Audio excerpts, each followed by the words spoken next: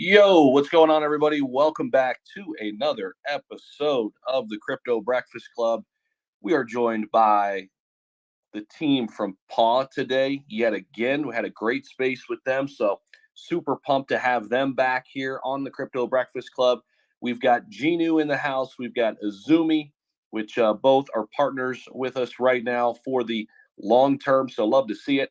We had Catalorian in yesterday. Another great project.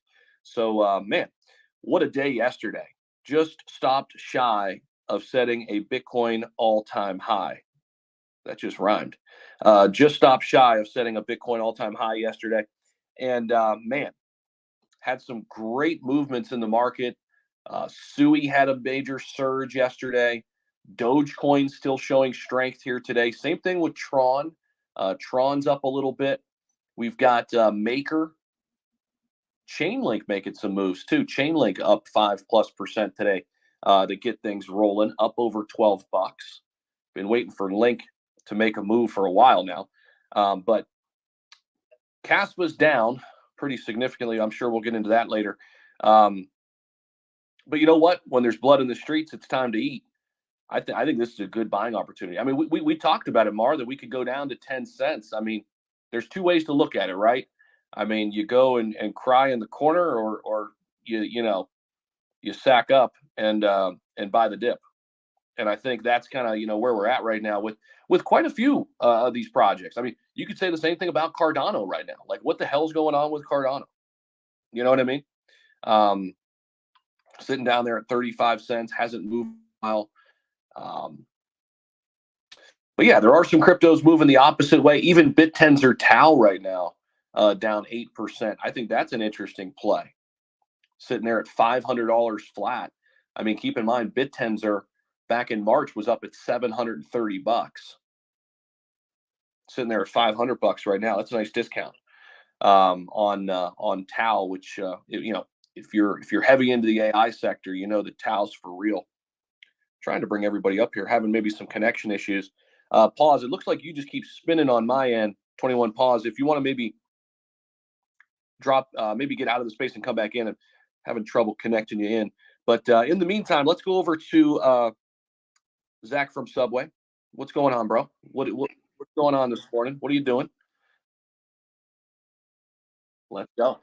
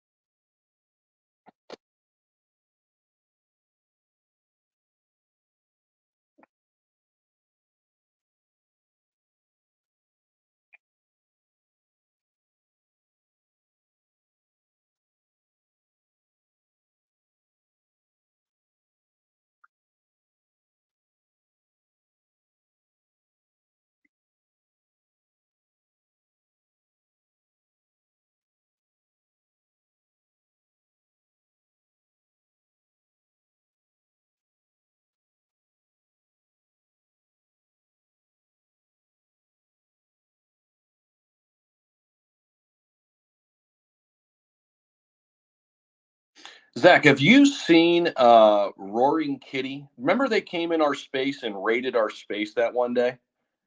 Roar on Ethereum. Dude, it's up 47% today. Get this. It's up 640% in the last month.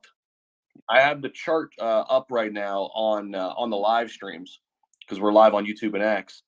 Dude, it is wild. Wild. I mean, this is a community takeover project. Volume's really picking up, 221K in volume today. I'm taking a look at that. I made a play on it actually when they came in. I think they're around 5 mil when they came in, and that was not that long ago. And they've nearly 3x'd since then. In fact, they did 3x on this candle that's working today. They're dialing back a little bit. I mean, couple God candles to back to back days. So shout out to that community, just in general. Um,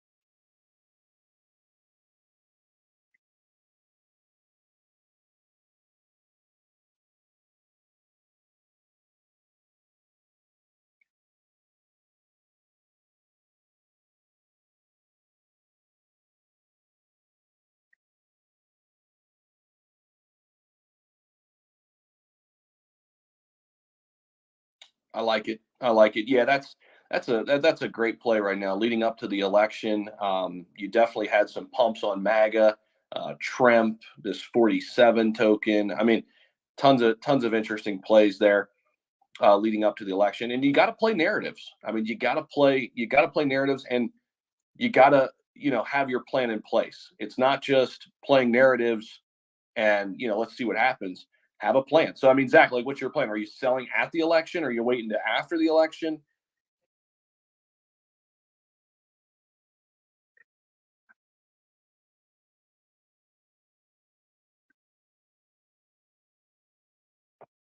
Yeah,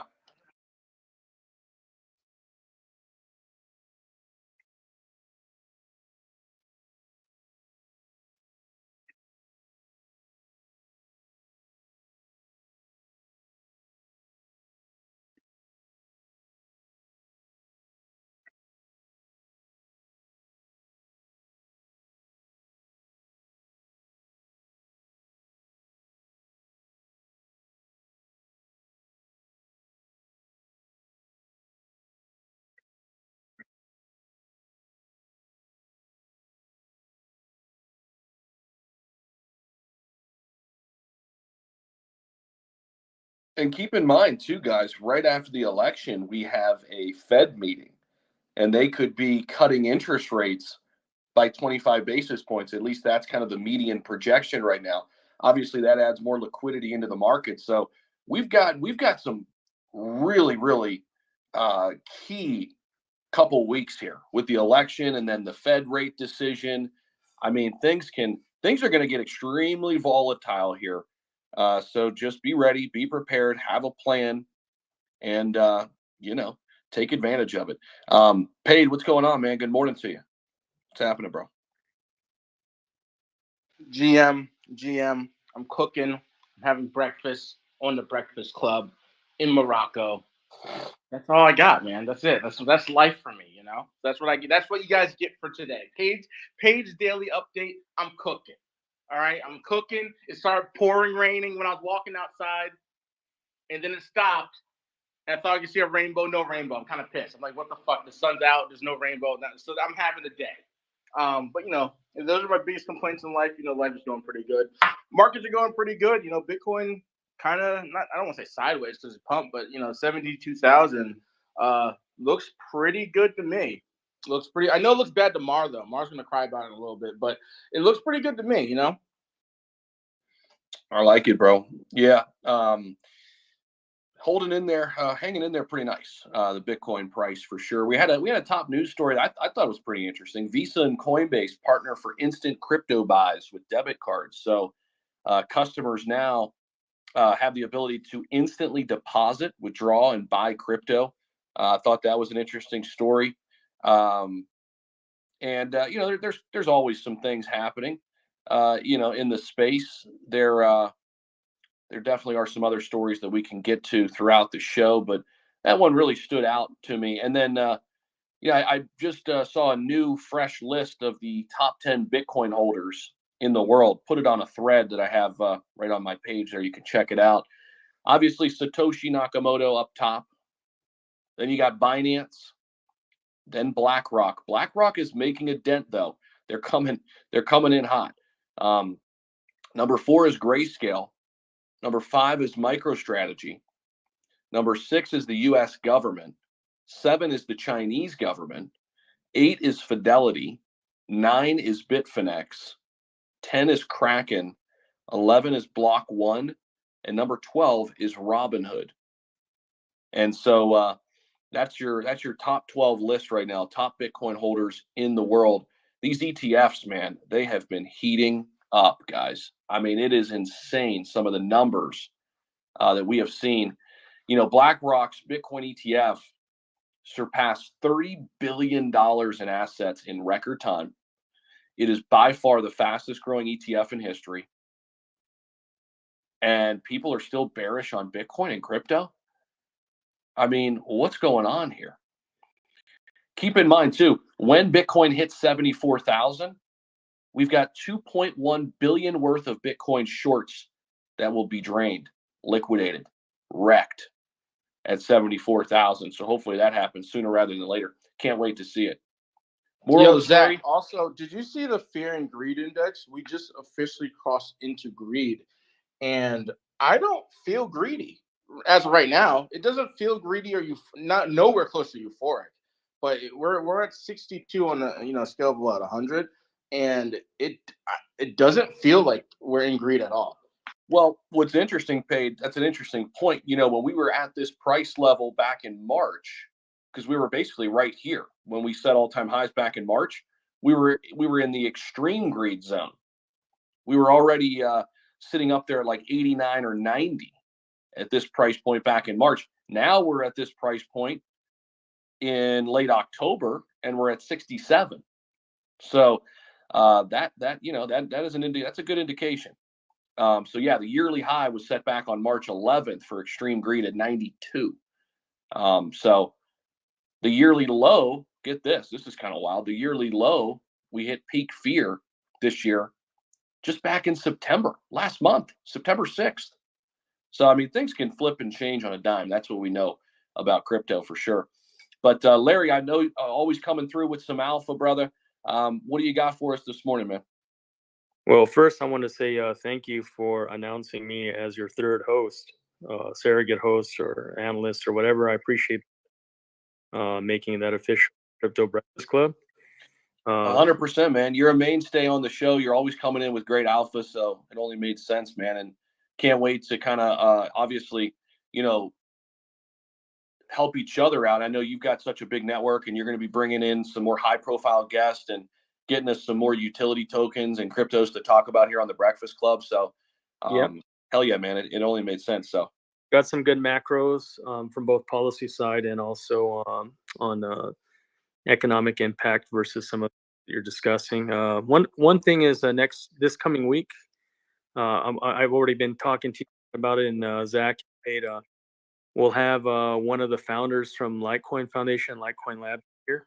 With a couple other big POW miners that you may or may not know. So big things coming there.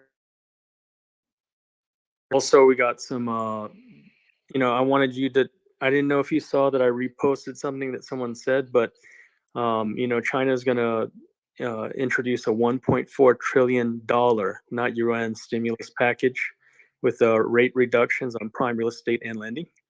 And they're going to have an incentive program for first-time home buyers, et cetera, to re-stimulate the markets.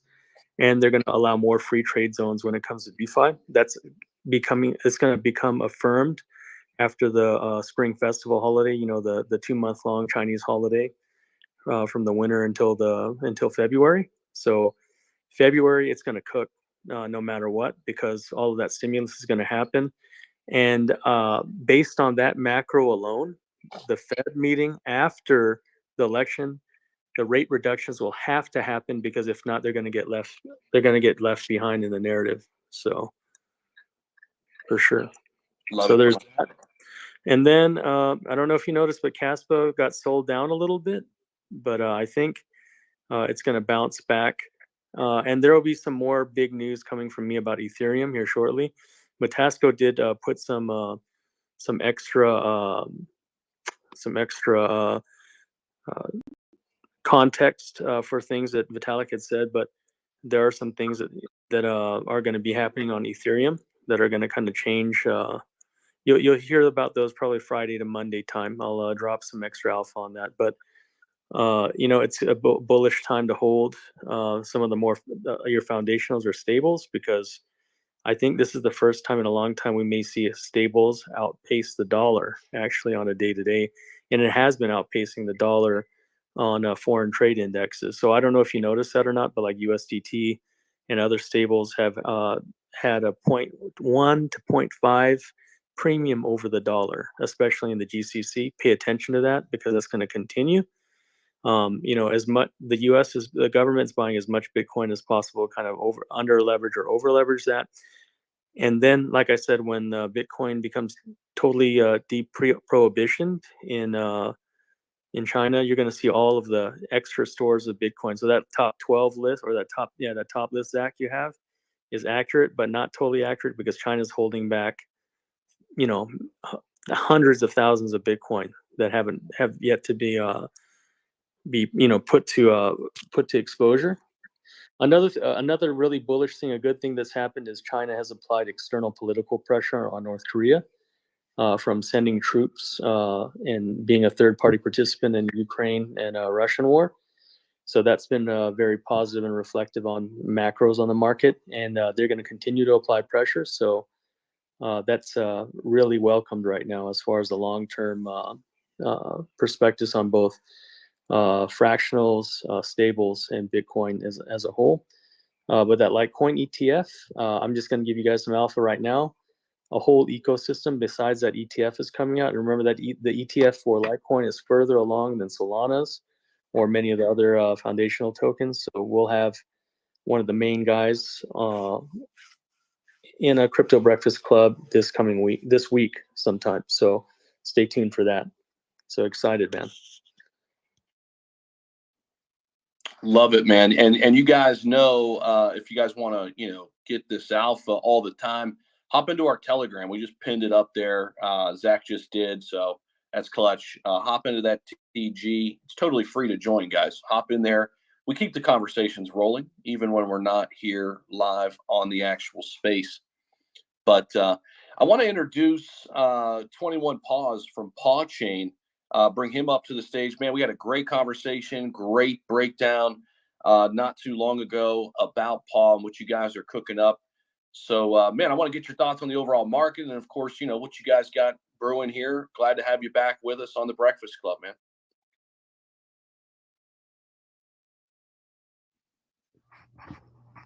There we go. Good morning, bro. I was having some technical difficulties earlier, man. Spaces have been a headache this week and this past week. So I tend to lose audio for speak after I speak. So if you see me have to drop and refresh real quick and come back up, that's all that is real quick.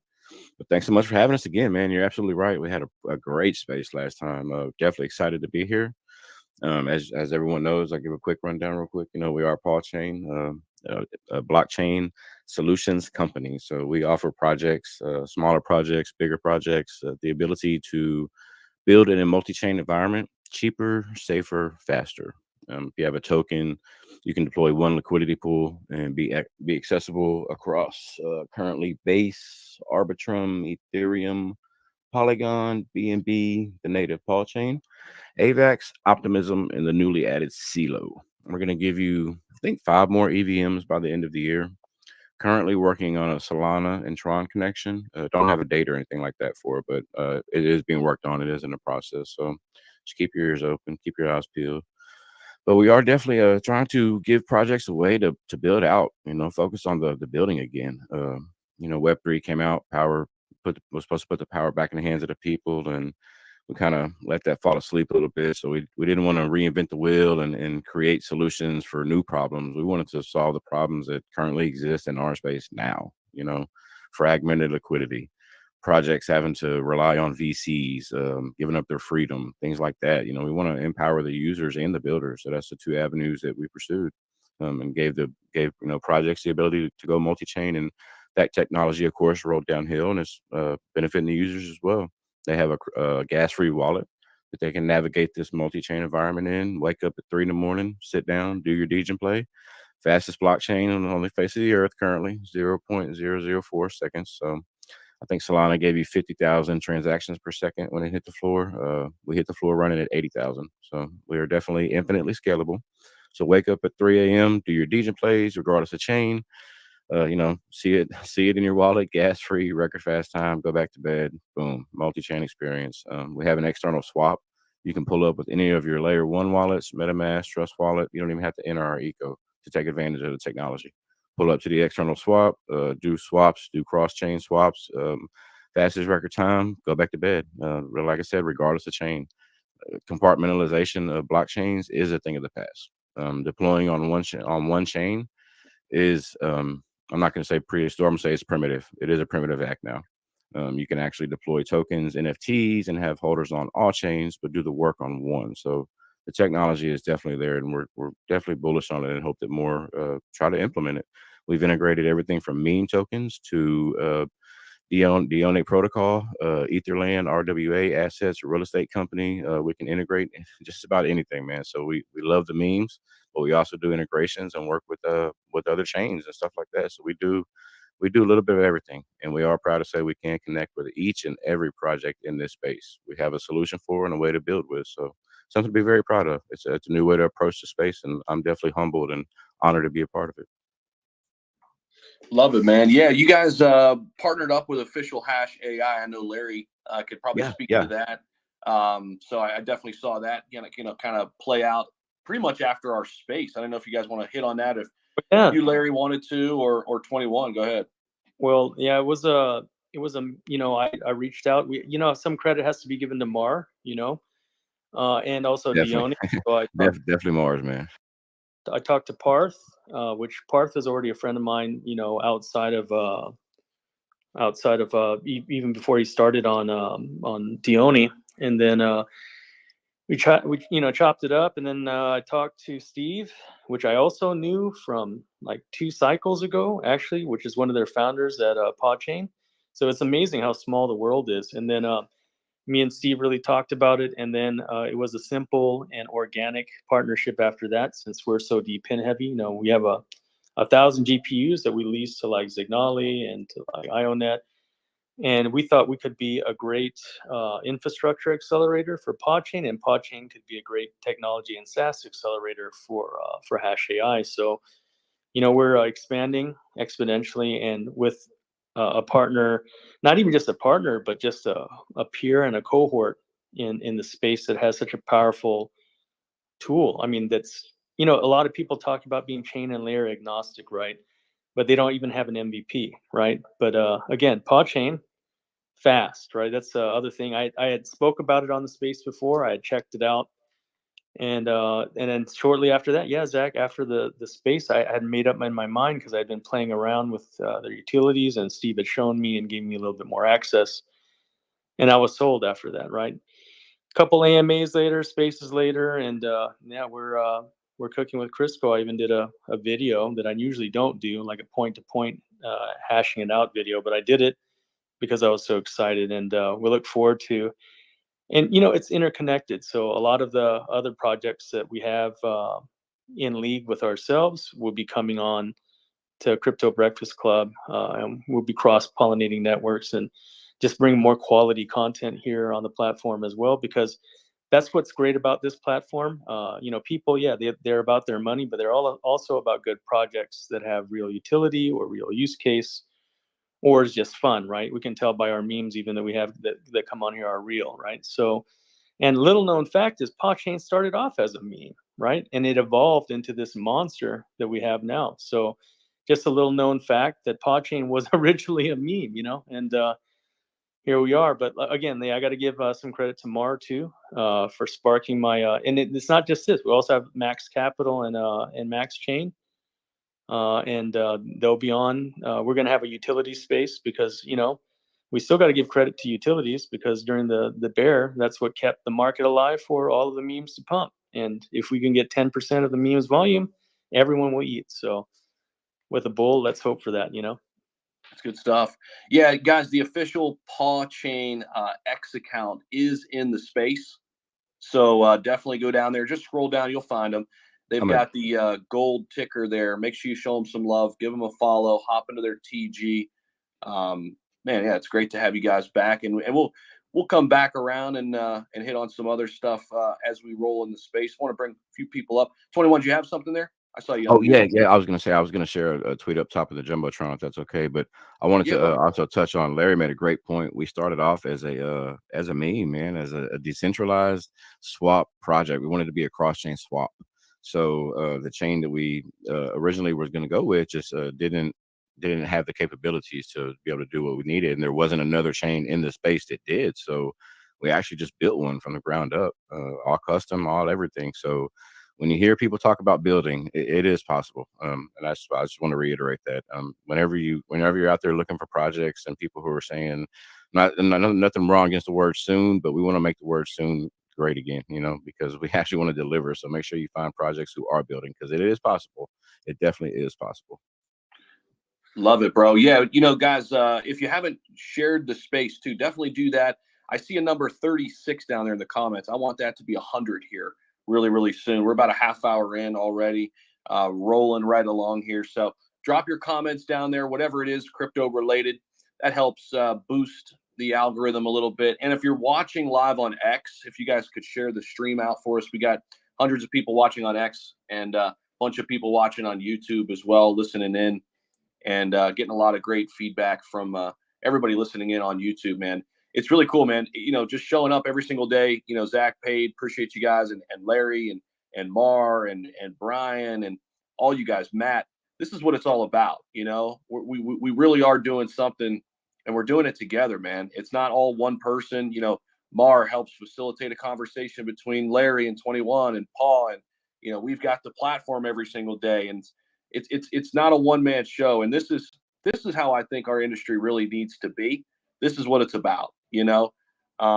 So I'm excited about where we're going and where we're taking this thing, and just thanks to everybody, whether you're a listener or just coming in here every single day, it means a lot. So appreciate that. Mar, what's up, man? Good morning to you, bro. Good morning, Zach. Good morning, everyone. Hope everyone is doing great. I see the PAW team here. Awesome. Yeah, man. Just a few things, Zach. Yeah, I might fuck Caspa, but trust me, when Caspa gets around 10 cents, I'm buying more Caspa, which I did. And you want to know why? And I'll make this simple. I'm not too much of a tech guy. I let my friends let me know how the tech is, if it's good. Like, they did the research for Chain and back in the days for Caspa and all that. And I trust the people I'm surrounded with, because remember, we always say your network is your net worth. But you got these chains, and correct me if I'm wrong with like Sui and and all the other top chains that all of a sudden they're up there at a $5 billion, $6 billion market cap. You know, basically, remember these chains climbed up fast because of VCs. You know, and we all saw that it was a double-edged sword for Solana, because I believe probably Solana dumped. Who knows? Because of VCs back in the days, it went down to like $8, $9, but it was able to hold at least at that price because of VCs holding too. But I don't like getting into projects with VCs, and I've had a few people tell me, "Oh, but there could be big holders of the team also in these projects instead of VCs." But I tend to think, and I could be wrong, that team holders, people that are in the team building, they know what they're building. I believe they're more engaged with the project, and they believe more in the project, and they tend to hold longer, than I truly believe a VC. I mean, VCs could hold, but I just don't fucking trust them, especially in crypto. And that's why, other than the tech on Paw, I also invested on Parchain because there's no VCs, and that is why I'm so bullish with Caspa too. You know, there's no VCs, and that it's special, man. It's special to see Caspa in the billions without VCs. And you got Tau, you got Sui, which I'm pretty sure, like, look, there was a layer zero dropped, I think like 6 7 months ago. Venom, that shit hit like a 1.2 billion because of all the VCs. Now it's down, but I try to stay away from that. That's why I hated fucking stocks, and I never got into the stock market. That's the reason I got into crypto. I wanted to get in early. So that is why right now maybe Caspa or any other chains are under these other chains because of they got the VCs. But I think on the long term, I think it will pay off. I think it will pay off better. Uh, without having VCs in there. It's just my opinion. I truly believe, Solana is up there because of VCs, but it's a double-edged sword. It could probably be higher, if they didn't have VCs. Who knows? But hey, look at Bitcoin. Bitcoin didn't have any VCs. I know that Ethereum they did a pre-sale, but I don't think they had any VCs. But that's just my thing. And when you do your homework, on these projects, always ask, is there any VCs? How long are those tokens are locked? I wasn't too thrilled a few days ago where one of my projects announced there were capital, and fucking marketplace is built already. But it is what it is, and that's why I'm bullish. And I'd rather, take that slow ride up, without VCs than just a big pump. And again, if there's VCs, you're not getting in early. You got to buy these blockchains at $1 billion market cap. And I think the risk, but with the big reward, is getting into these blockchains without VCs, getting in early. You know, a lot of people want to get in early, but they don't want to take a chance or the risk. But yeah, man. Other than that, I've been actually I'm starting to look a little bit at metaverse plays. Um, there's one that I've been following a lot, lately. I'll say it later on the show. They've been around throughout the whole bear market. The chart looks like shit, but it's the metaverse through the bear market. You expect, the charts to look bad, but other than that, man, hey, listen. A few years from now, I might sound crazy now, but a few years from now, we will realize that Bitcoin is our enemy. It's evil, you know, and it's controlling the whole damn market. Thank you, Bitcoin. You did your thing. Now it's time to let the space grow. And I'm been emotional about this because I got into arguments, into big fights with fucking these maxis the last few days, and they're just fucking communists. All they want is Bitcoin. And I told them, listen, we're here because of Bitcoin. But Bitcoin is also here because of the space. Imagine just Bitcoin. Just imagine just having Bitcoin. They're like, oh, it'll be a better world. I'm like, fuck off. But anyways, other than that, the question I have for Paid, which what is going on with Cardano, and they're gonna be a layer 2 Bitcoin getting on their knees to suck Bitcoin's dick. I mean, what's going on here? That Cardano's gonna turn into a layer 2 for Bitcoin. I mean, this is true or this is fun. I mean, what's going on?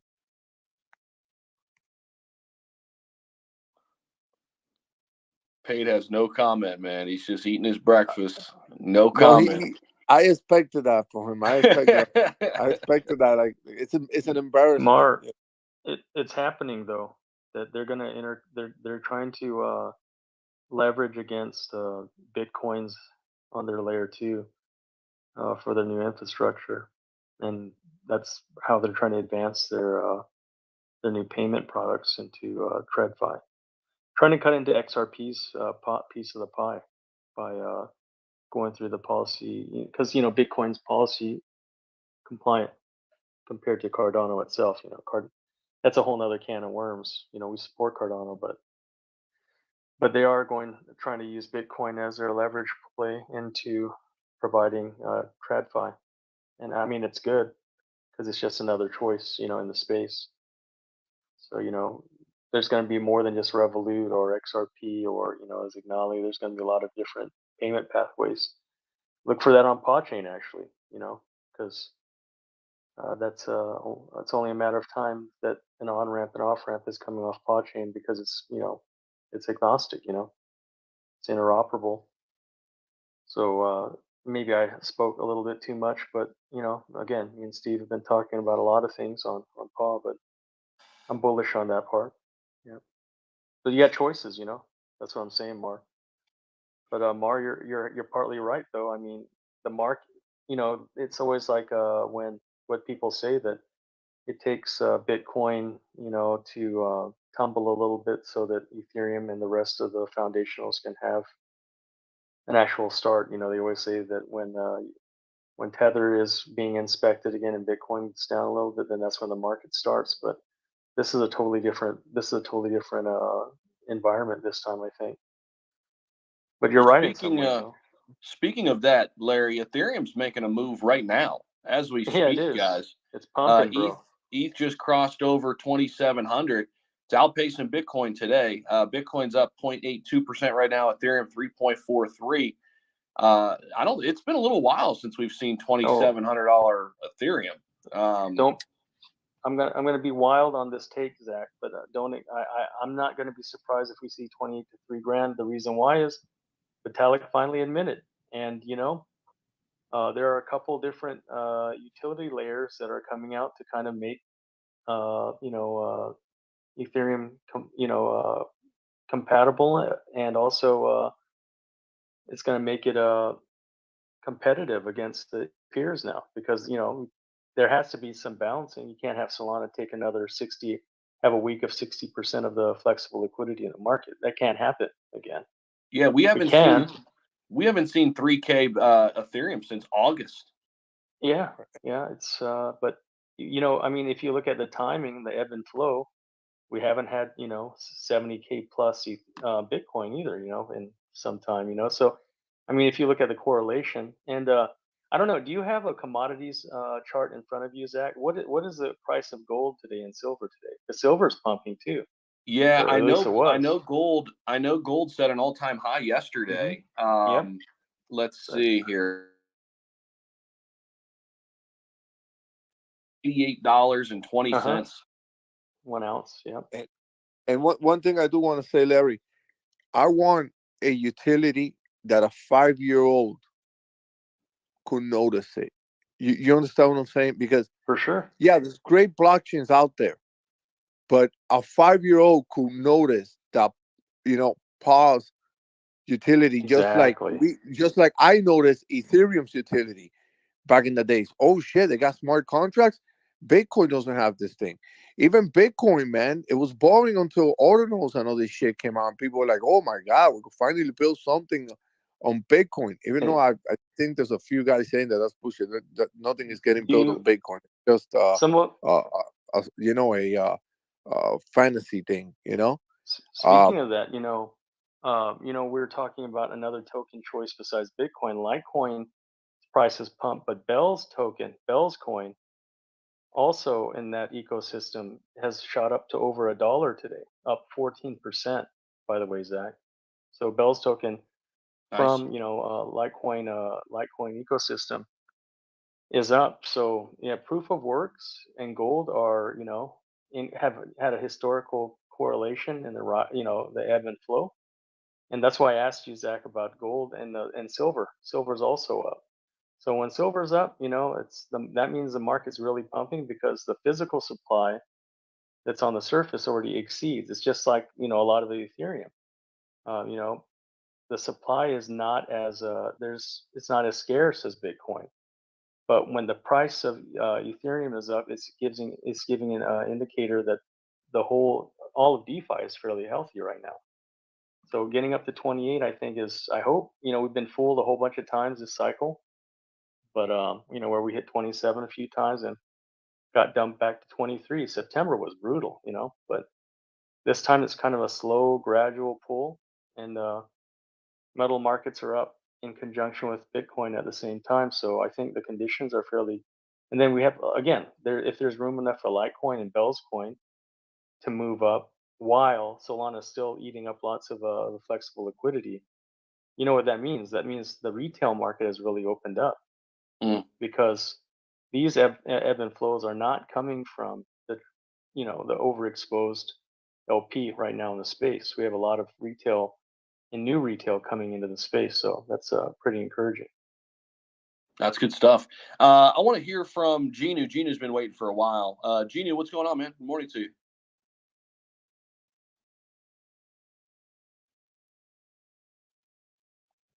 Genu, what's up?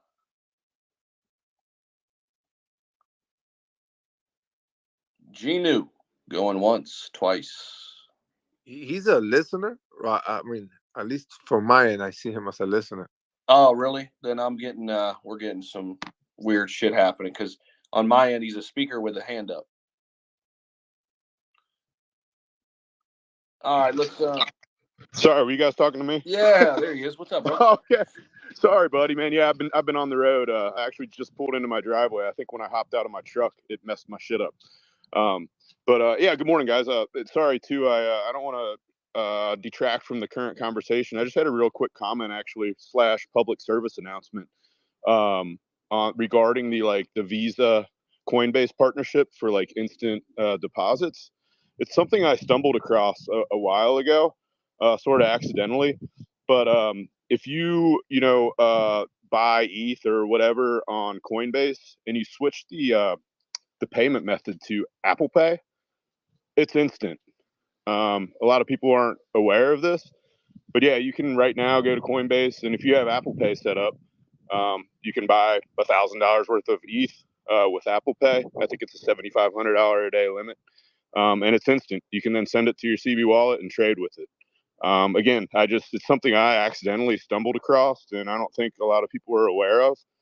But because even guys in our TG are like, man, I want to buy some, but I got to wait 3 days or whatever. I'm like, just fucking use Apple Pay if you have it. But anyways, yeah, I just wanted to throw that out there because I don't think a lot of people are aware of it. I mean, at least for me, that's how it is, and I know I'm special, but I don't think Coinbase is giving me special privileges. No, that's good shit, bro. I didn't know that. That's good shit. Crypto Wolf, what's up, man? Hey guys, yeah, I wanted to give some credit still to Bowchain, like Brian. He has a very clean pitch all the time. I see him everywhere grinding. Same for you guys, like you do every day, and I really respect that grind. You know how it feels, so you know definitely how it feels when you wake up, when you did this grinding all day long. So just keep it going. We're just getting started, and I do want to mention you something because you know that I came here on the space actually telling you guys that I quit my job, and I was looking around and I'm doing spaces relentless all the time. And Klaus Fish, Crazy Fish, they they sent me a DM after they heard me speaking on a space if I could be the voice of Klaus in their video messages and doing AMAs with them on spaces. So I actually today had my first officially gig to um, to be the ambassador of Klaus. So I'm very happy to share this news with you guys because you can see if you focus on something, you're manifesting, and then things will just happen. So I'm very happy with this, man. So and I know Zach, I gave you all the credits because I told you so, right?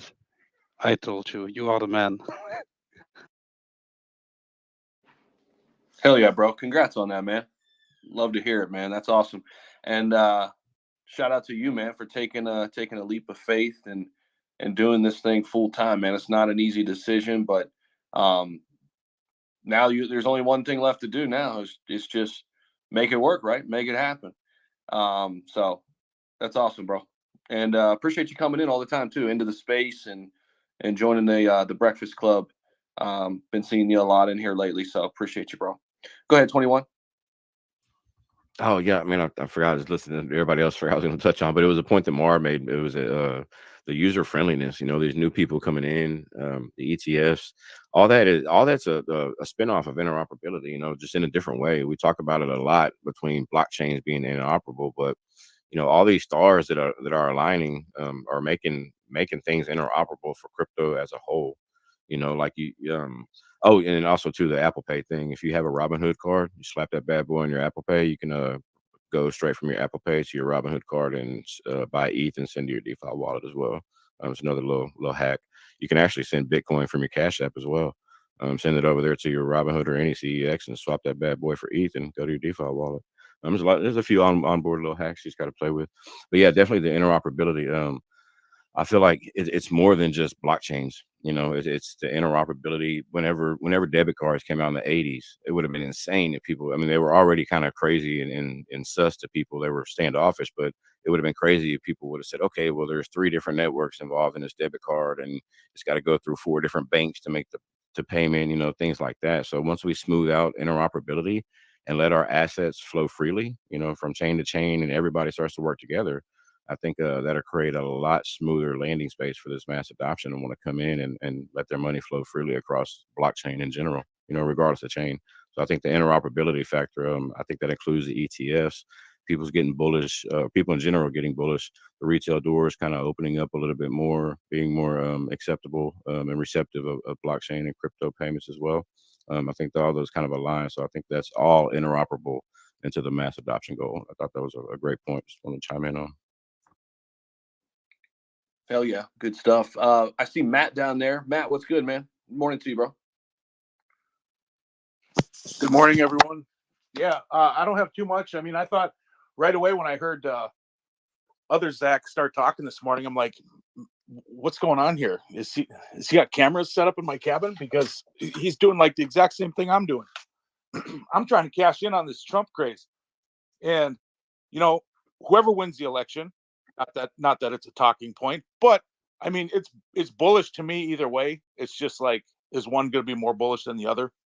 And I'm pretty sure the Trump side is more bullish than the Harris side because, he's openly stated that he's like crypto friendly. Obviously, he's been at the Bitcoin conference and everything like this. But the Trump meme coins, they're volatile. They look crazy. I mean, they're going up, way down. It looks like a bad entry, but I don't even think the craze has even started yet. I think this is just the people that got in to position themselves to take advantage of everything. I won't talk about the central bank bots, but it's probably not a bad idea to look at some of the lower market cap ones because they're just the craze hasn't started yet, and I think there is going to be a lot of normies getting in on it. I saw a post from Alex Becker this morning, or maybe it was last night. He said, the normies that are going to be coming in, they don't want utility meme coins. They don't want this. They don't want that. They might get discouraged by a simple, easy meme coin that's just a meme coin. And I'm going way off script, but for once, I disagree with Alex Becker. I think the normies are going to come in and they're going to look for the simplest meme coin possible. They're going to look for an easy narrative. And here's why. You start talking about utilities and what this coin can do for you, you turn normies off instantly. It is an instant downer for them because they don't understand crypto to begin with. Now you're going to start talking to them about programming coins. No way. Ain't going to happen. You got a nice, simple meme coin like MAGA, Trump, 47 president, what have you, any Shiba Inu, Klaus, Izumi, something simple, Genu. You got these simple, easy meme coins that are just meme coins. And I believe that's where the normies are going to come in and go to. So I think we're on the right track. I'm going to mute, but that's all I have to say for this morning so far.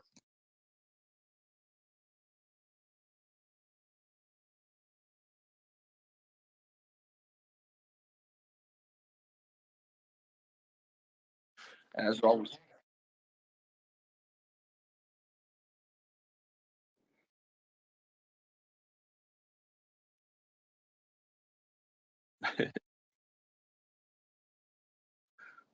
Bro, this Bitcoin on base chart. Have you seen this thing, Zach? I took profits at 75 cents. It's at 79 cents right now. Thing just wants to go.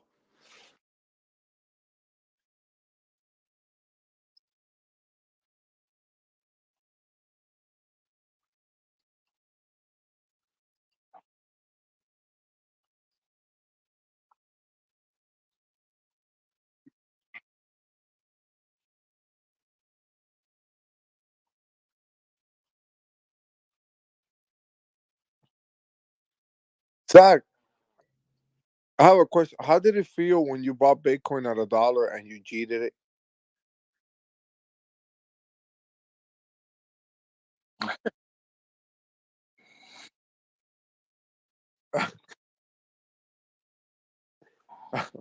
Hey, And to the other Zach, God, you guys fucking confused me. Look at the news. Look at the news that came out yesterday. I don't know if you saw this. The news of Elon and X, wanting to compete against YouTube. Mm-hmm. 100%, bro. And it's one of the reasons why I'm doing this damn space every single day, because I ain't betting against Elon. That's for sure. I'm not gonna get rid of YouTube or anything like that, but man, you gotta bet on him. I mean, yeah, I think he's gonna do the damn thing. And I think the model that YouTube has set up, with advertisers, it's good and it's cool. But I think a model where creators get tipped by the people, you know what I mean, is something I think Elon's working on, which is really fascinating. And then I think there's going to be a crypto element to all of that. So yeah, man. I think he's got a few things up his sleeve for sure. Mutasco coming in. Wow, he's coming in not with 10 minutes left to go in the space, but he's coming in with a lot of time left.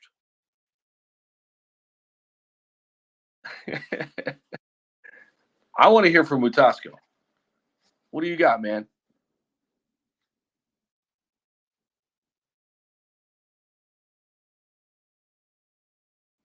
Dun, dun, dun.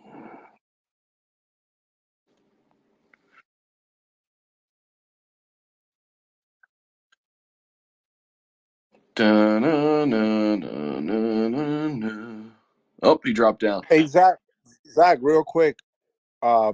Did you? I was in the space yesterday of Dione, which they partner up with Parchain, which I really do think that Dione needs more Parchain than Parchain needs Dione. But anyways, yeah, man, they're coming out with a. But I gotta give them credit. They're coming out with a Dex, which Caspar doesn't have yet. Here I am fighting Caspar again, and I bought Caspar yesterday. But it's incredible, man.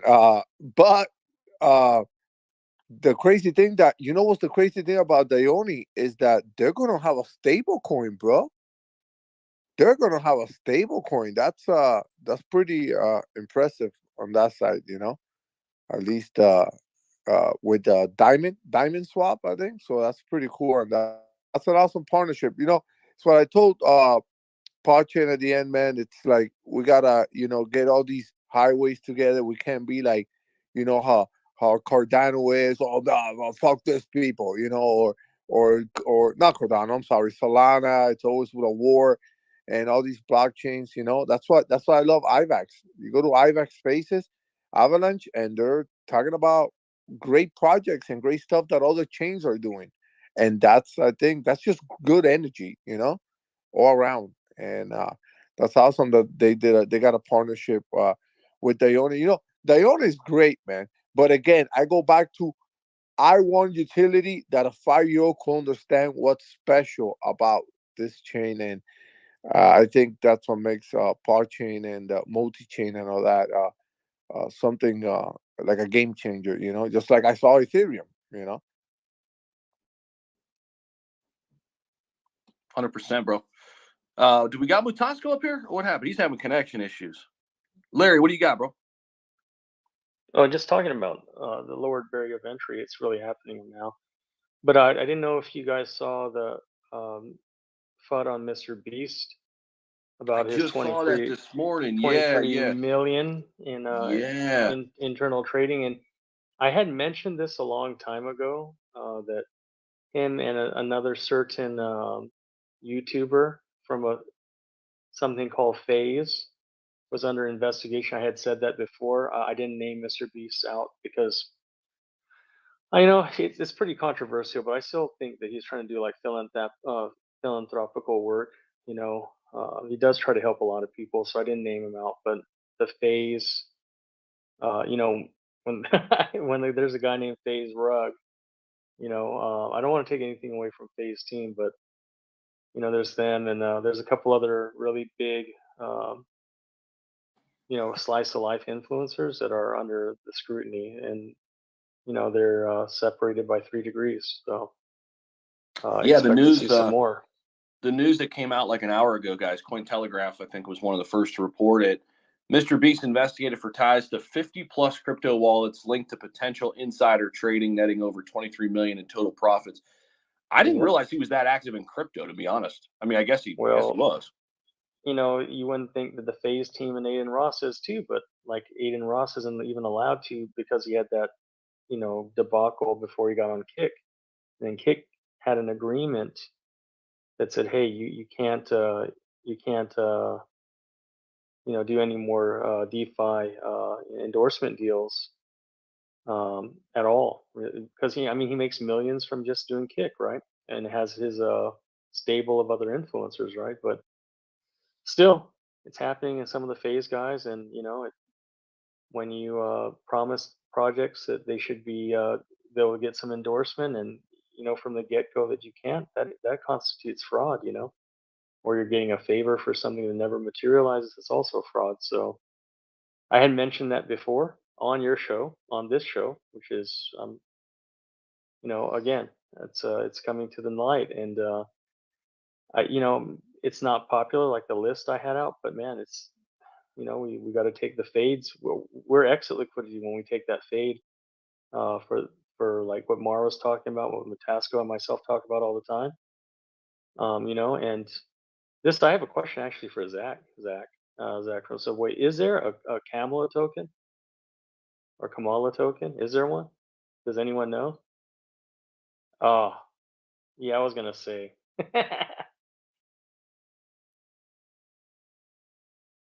Exactly. How about, is there a Let's Go Brandon one? Bro, there was one, you guys will probably know it, a lot of you. There was one Geo Bowden. It was like the thing off Joe Biden. Geo Bowden at one time. So now it's down, looking at it now it's like gone. It's down to 3.76 mil. But dude, at one time, this thing was it might have hit $1 billion. It was like it was right at $1 billion back in April. Yeah. Crazy. Can you hear me, Zach? Yeah, we can hear you. Yeah, what's up, bro? No, when I come up, I can't hear people, so I have to get back down. I'm better off in the listener section. I don't know what's going on. But there's also another thing. If you go back to your messages, Zach, before you started this breakfast show, you remember it's dated and stamped.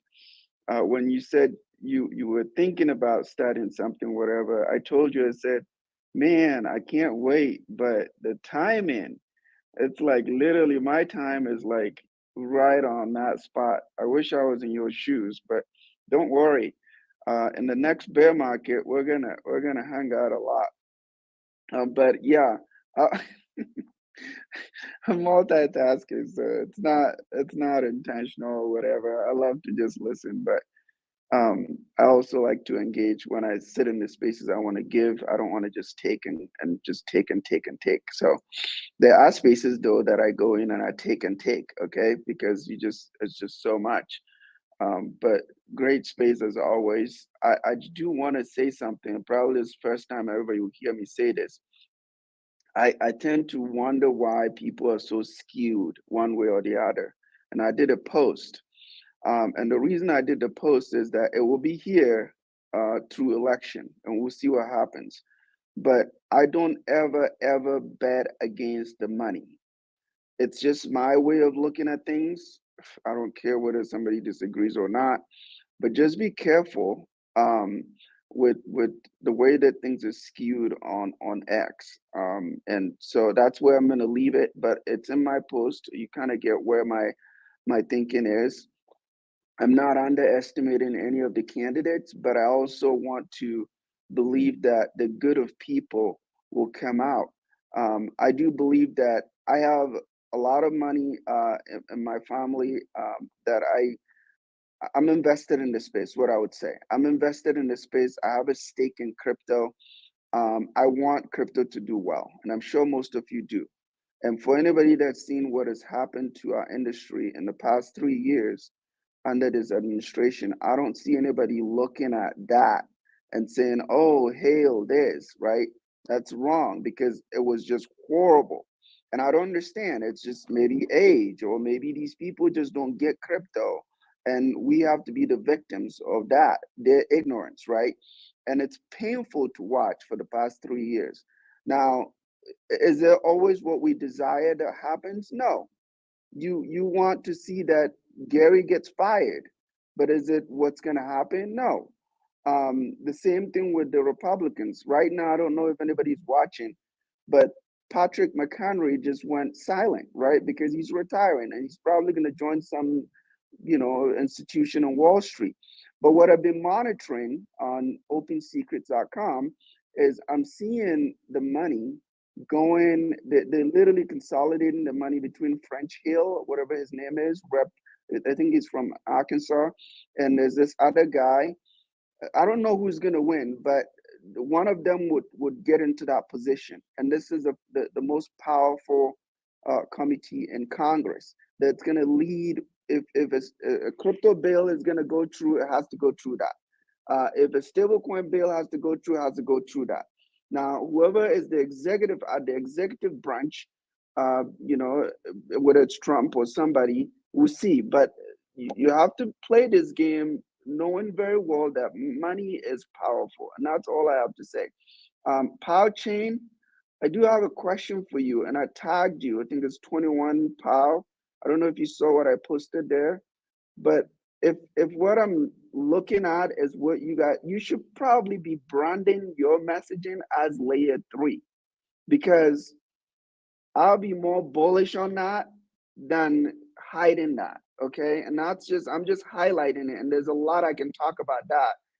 But I'm sure you get my take there. I tagged you with layer 3 foundation, and I'm trying to understand the architecture of Podchain, because I'll be more excited to hear you elaborate more on that and make it clear that that's your pivot, because it's not talked about a lot. It's also kind of like a bearish narrative, because if you look at the layers from layer 0, layer 1, layer 2, there's a relationship. There's actually a good relationship between layer 2s and layer 3s. So I'll just leave it at that. But great space as always. I'm always multitasking, so I can't, But thank you, Zach, as always. Appreciate you, man. And I was just busting you too. I would love to have you in here all the time and up here the whole 20 or the whole 2 hours. But 21, go ahead. And by the way, I just found a Harris token at 17K market cap. You might get rug pulled, but do you really want it? Send it. All right, I'll throw it out there. But I gotta cover my bases here, guys. I have no idea what the hell this is. Okay. It ends in F325. Harris, POTUS 47, 17K market cap. There's 12K in liquidity. Hey. I mean, no, I just want to. Ethereum. I don't know. I mean, this thing, yeah, who knows? Liquidity is locked for 6 months. I had to go looking after somebody brought it up, dude.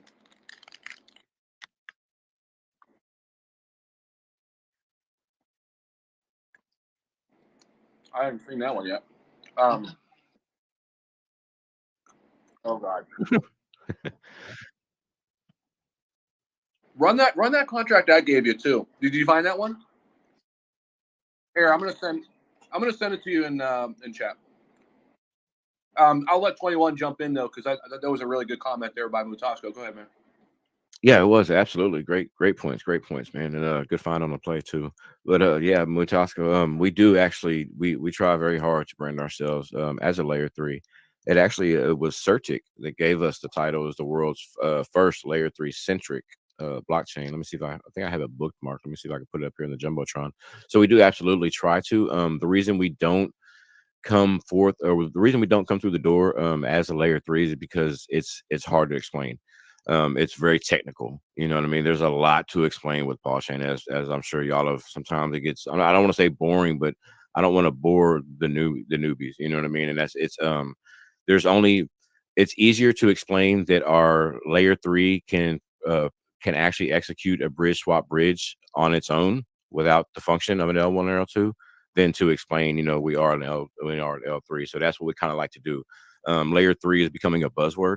So we'd rather say our layer 3 bridge swap bridge function, which gives the user an idea of what we're talking about, because layer 3, layer 1, layer 2, layer 3, that's really a buzzword right now. So we try to stay away from that. We use the term bridge swap bridge, which is our layer 3, which gives us the ability to be able to do these functions in one transaction, as opposed to your traditional 3 or 4. So yeah, I understand completely where you're coming from, and we do try to mark them around being an L3, as much as we can, but we try to. Which not that we don't like buzzwords, but we like to really just give an explanation of what it is, and we know it's an L3. The users hopefully know it's an L3. If not, they're learning about it, and we want them to be able to identify us by technological standard definition as opposed to their local KOL's definition. You know what I mean? Because we have a lot of L2s out there saying L2 revolutionary, but they're still using ETH, and that's a side chain. And we didn't want to contribute to that same misinformation trend. You know what I mean? So we try to stay away from buzzwords as much as we can and explain the actual function that gives them the ability to do what they do. You know what I mean? We try to stick to the definition part as much as we possible, and which sometimes in this space, as you know as well as I do, it's it's a tricky one. It's a hard tightrope to walk. But great points, man. Absolutely. It's something I want to jump in here. And good morning, everybody. Glad to be here. Adding to what 21 was saying about the layer 3 blockchain. As we're evolving and growing, since our blockchain is brand new, like a first of its kind style blockchain, it's getting harder and harder to put a finger on exactly what we are. Yes, technically we're a layer 3 because we built upon top of this layer 1, layer 2 that we built, but finding out that this layer 3 can facilitate everything a layer 1, layer 2 can do just solely by itself. It's more the point to where we're becoming, an origin layer, or a what I like to say, a unification layer. I find that that's getting a lot of good traction because people understand what unification means, and communicating between the blockchains. But like 21 mentioned, you come with layer 3 and something so new to the space, you're hearing more about it. Like you said, a buzzword. People can, haven't heard of it before. They don't understand what exactly it does. So, the biggest challenge is to kind of break that down and say, hey, this is what we do. We unify the blockchains together to allow your liquidity to travel freely across all these different networks.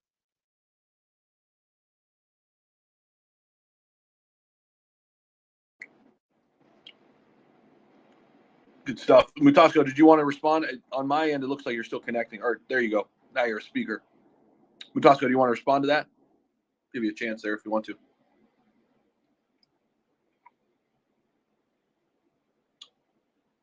All set? Zumi, what's up? Welcome back to the stage, man. Hey, what's up? I think maybe you called upon me 15 minutes ago, but at that exact moment, I got distracted by the family. They are out now, so I'm good. I wanted to speak a little bit about Zui, but you guys moved on from the topic already. So, but I'll just mention very quickly.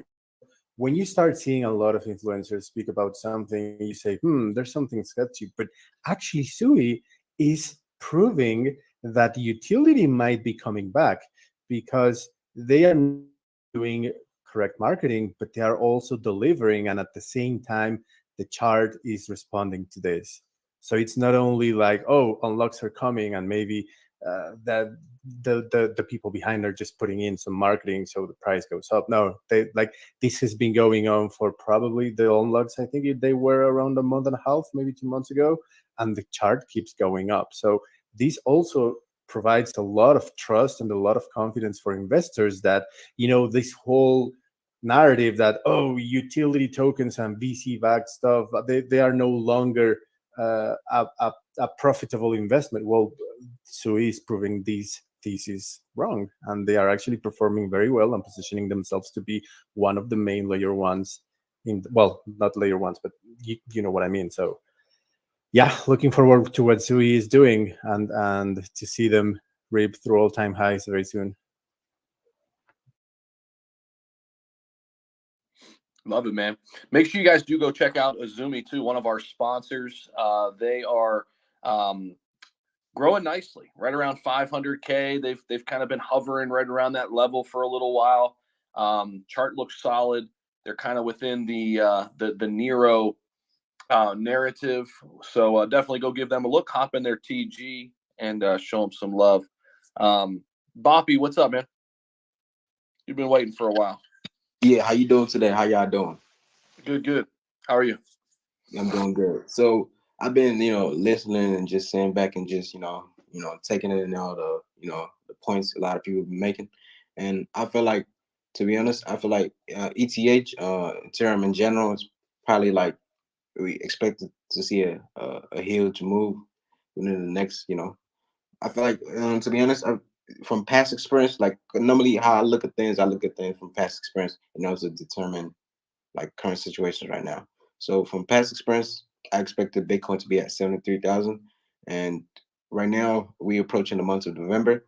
I'm expecting Bitcoin because typically in the month of November, Bitcoin typically goes up about 21%. So I'm expecting Bitcoin to be about 88,000 within this period of time. And from past experience, what do we realize? Like we realized, Ethereum typically moves probably after Bitcoin set new all-time high. So pretty much people, after they make some profit, they probably, like some people, how they think is they probably, oh, I done made some profit from Bitcoin. I might as well, move it over to Ethereum and make some profit, and then altcoins, go. So everything takes their time. It's not just they all just don't go up at once. Everything. Then a lot of people rotate to other things.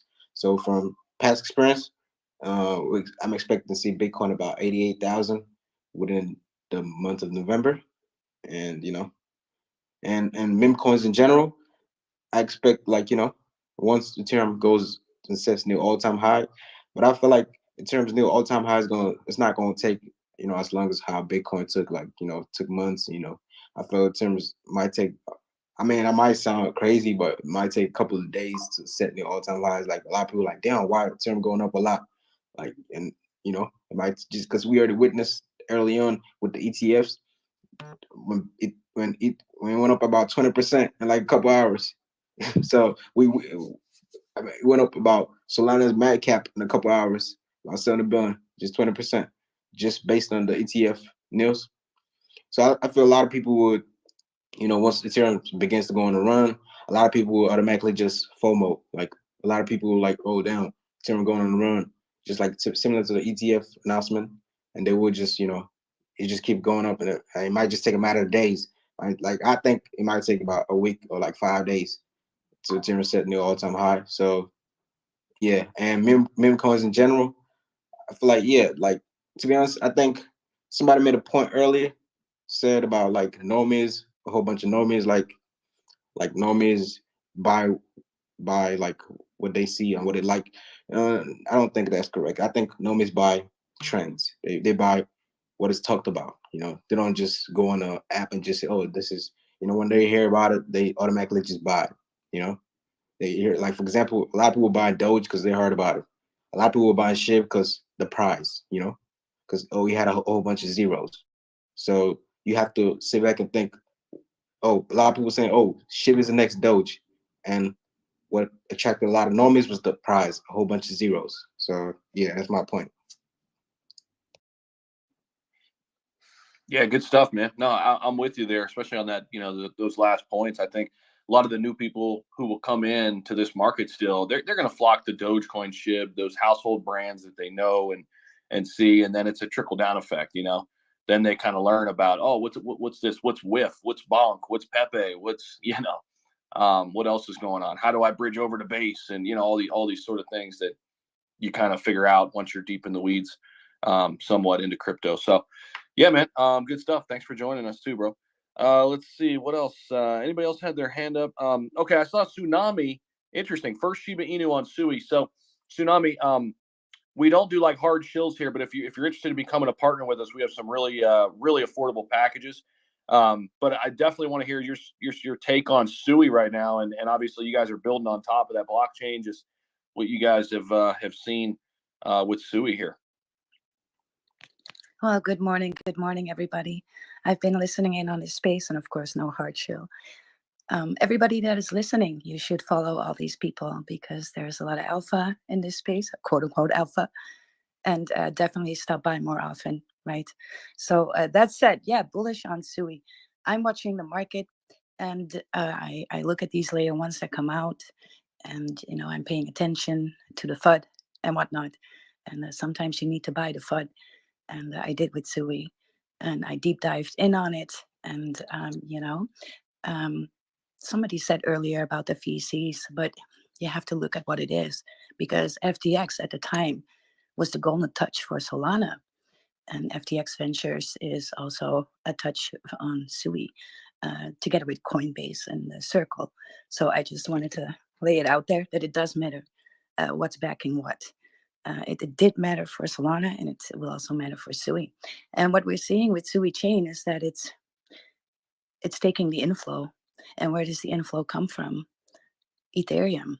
Strangely enough, everybody thinks it's Solana, but it's actually Ethereum. If you're looking around and you're pulling up the stats, it has over 10 million transactions on a daily, basically beating every layer to it.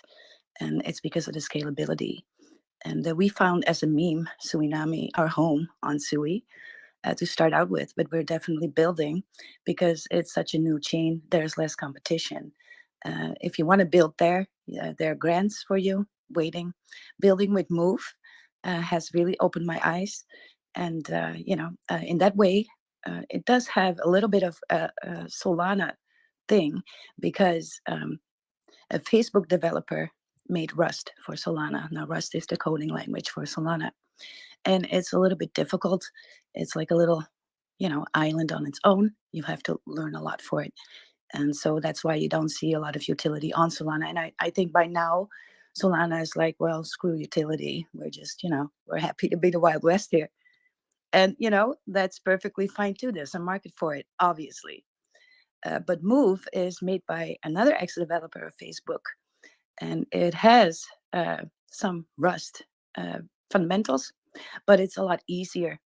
And so, if you're a builder out here, then go and check Sui out because, I think it is going to be big in the future just based on all the statistics. And to have a moonshot chart like that is very, very interesting for traders as well. And I think I don't want to say it, but I'm going to say it. I'm thinking it's going to do a Solana. So there is that. Yeah, it's certainly a front runner, right? To be that new sexy layer one, that everybody flocks to, like Solana.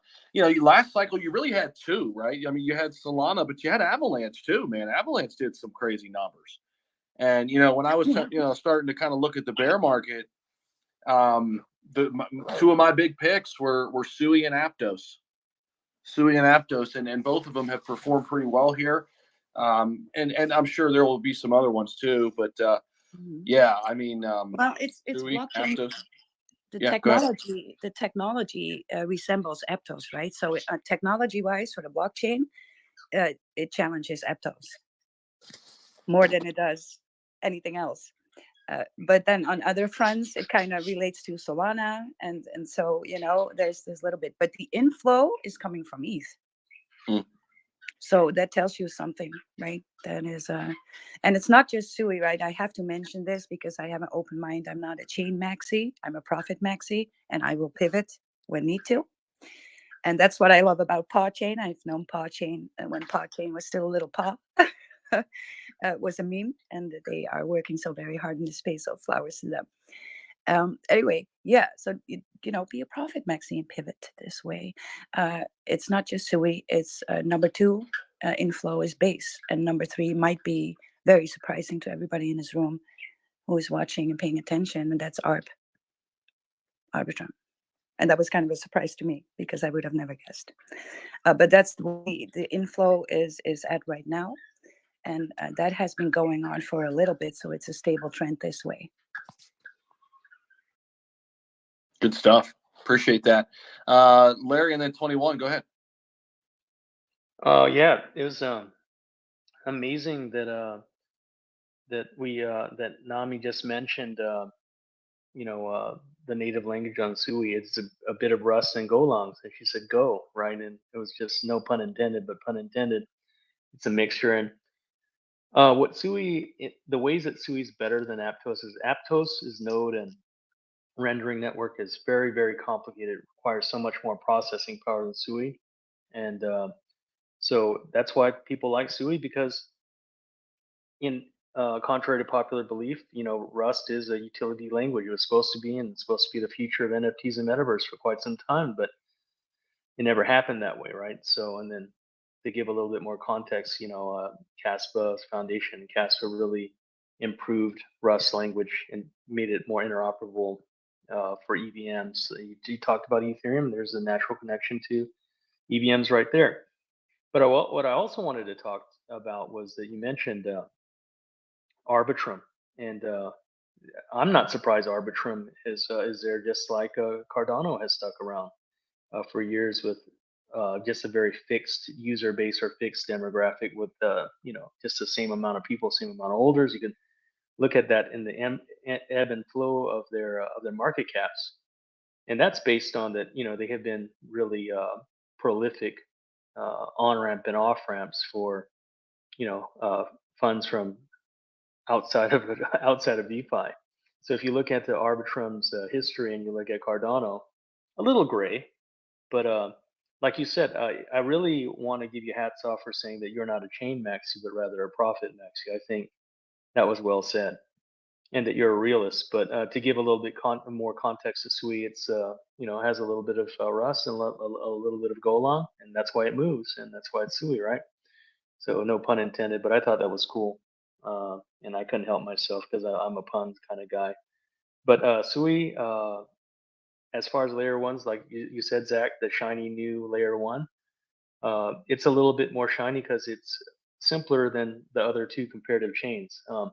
Aptos to develop on, very expensive because the amount of complication. They tried to design a chain that could be eventually layer and not just layer or chain agnostic, but also to be network agnostic, which is even much larger, a much more challenging proposition, and that's why they had so much processing power requirements for their node integration. So, but I think that's why a lot of both Aptos and Arbitrum's communities probably cross pollinated into Sui, because if you look at the demographic on Sui, about 60% are from Aptos and Arbitrum, and that's no cap. That's 100%. So people get tired of waiting, right? So I just wanted to add that in for historical context. You want to hear something funny? There's actually also a lot of Cardano on Sui right now. There's massive inflow from there too, community-wise. Yeah, definitely. I was going to say that, but I have friends from Cardano. Me and Pate have friends from Cardano community, so I didn't want to say that. But Yeah. I kind of mentioned Cardano in that dialogue beforehand for that reason. But we have like EL, we have like TravLad that are friends from Cardano community or Casca community. Not TravLad, but EL. But I love the fact that you speak facts, though, because you hit the nail on the head. Yeah, there are a lot of Cardano maxis that are Sui maxis now, and that's why you saw Sui down like 6% and back up 13% in the last 2 days or so. A big boost from people that are 16. tired of waiting. Yeah, 16. Yeah, 16. Yeah, and it looks amazing. like chart-wise, it looks like it's going to pump in the next 2-3 hours again, probably up to that resistance, right? Bitcoin, Wow. same, yeah.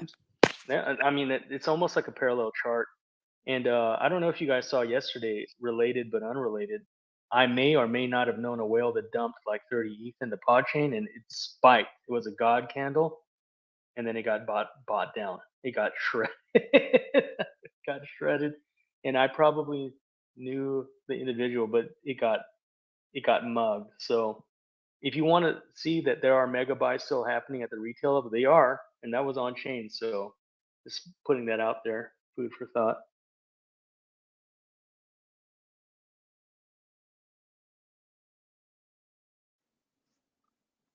Go ahead, 21. Oh, sorry, I couldn't. So every time I speak, I lose. Wasn't sure if I lost audio or not, man. I just had to double check. But yeah, absolutely great points, man. I think Larry hit the nail on the head too. That was crazy yesterday. But yeah, I wanted to give Sui the flowers as well for saying the profit maxi. That was a really great point, and the language points. I love that. I love that a lot. Languages, we don't talk about this enough with Paw Chain, but we didn't just go with one language. We actually created our own called Paw JS or yeah, JS, and it's a little bit of Golang, Rust, Java. It's got a mixture of a bunch of different languages in there, and the reason being is that's what gives us a little bit of our interoperability. You know, being able to build out and communicate with Solidity contracts, things like that. We talked earlier about a layer 3, and the reason our layer 3 is kind of special is because we removed the middle nodes, so our smart contracts are interacting with smart contracts across this bridge. You know what I mean? So that's the programming and the language being able to speak. I'm gonna call it being bilingual, bilingual on a blockchain. Being do that is an absolutely imperative, and I think it's a very innovative feature. We don't mention it enough, but I really think it's a great technical feature. And the diversity of chains, I couldn't be more in agreement with you and bullish on that. And we completely feel the same. That's why we allow you to pick and choose the percentage of how you want to divide your LP up. If you're eating better, if your project is eating a little better on base than it is on poly or ARB, cool. Do 75%, 25%. You can actually just kind of deviate it up and customize it as long as you go.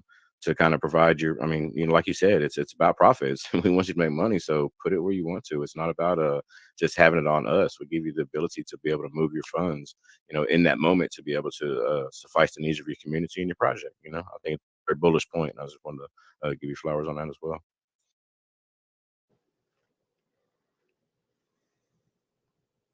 Go ahead, Ami. Yeah, go ahead. Yeah, I just wanted to respond that to reiterate again that it's not about that you may have a preference of a chain, and it's not about that there's not lovely and warm people and communities on these chains. It's just you have to watch out not to be in a bubble, and because you're just missing out on chances, right? And yeah, it's just important to stay out there and keep communicating and go to spaces where they're talking about other chains and be critical of each other. And then it's not like there is no volume coming in, but yeah, it's definitely going to be favored by one or the other. And yeah, so you just got to be on the wire for these things, and it makes you a better trader, and it makes you a better builder. So yeah, let's go. Thank you so very much for being on this space. I'm just I'm liking it. Thank you.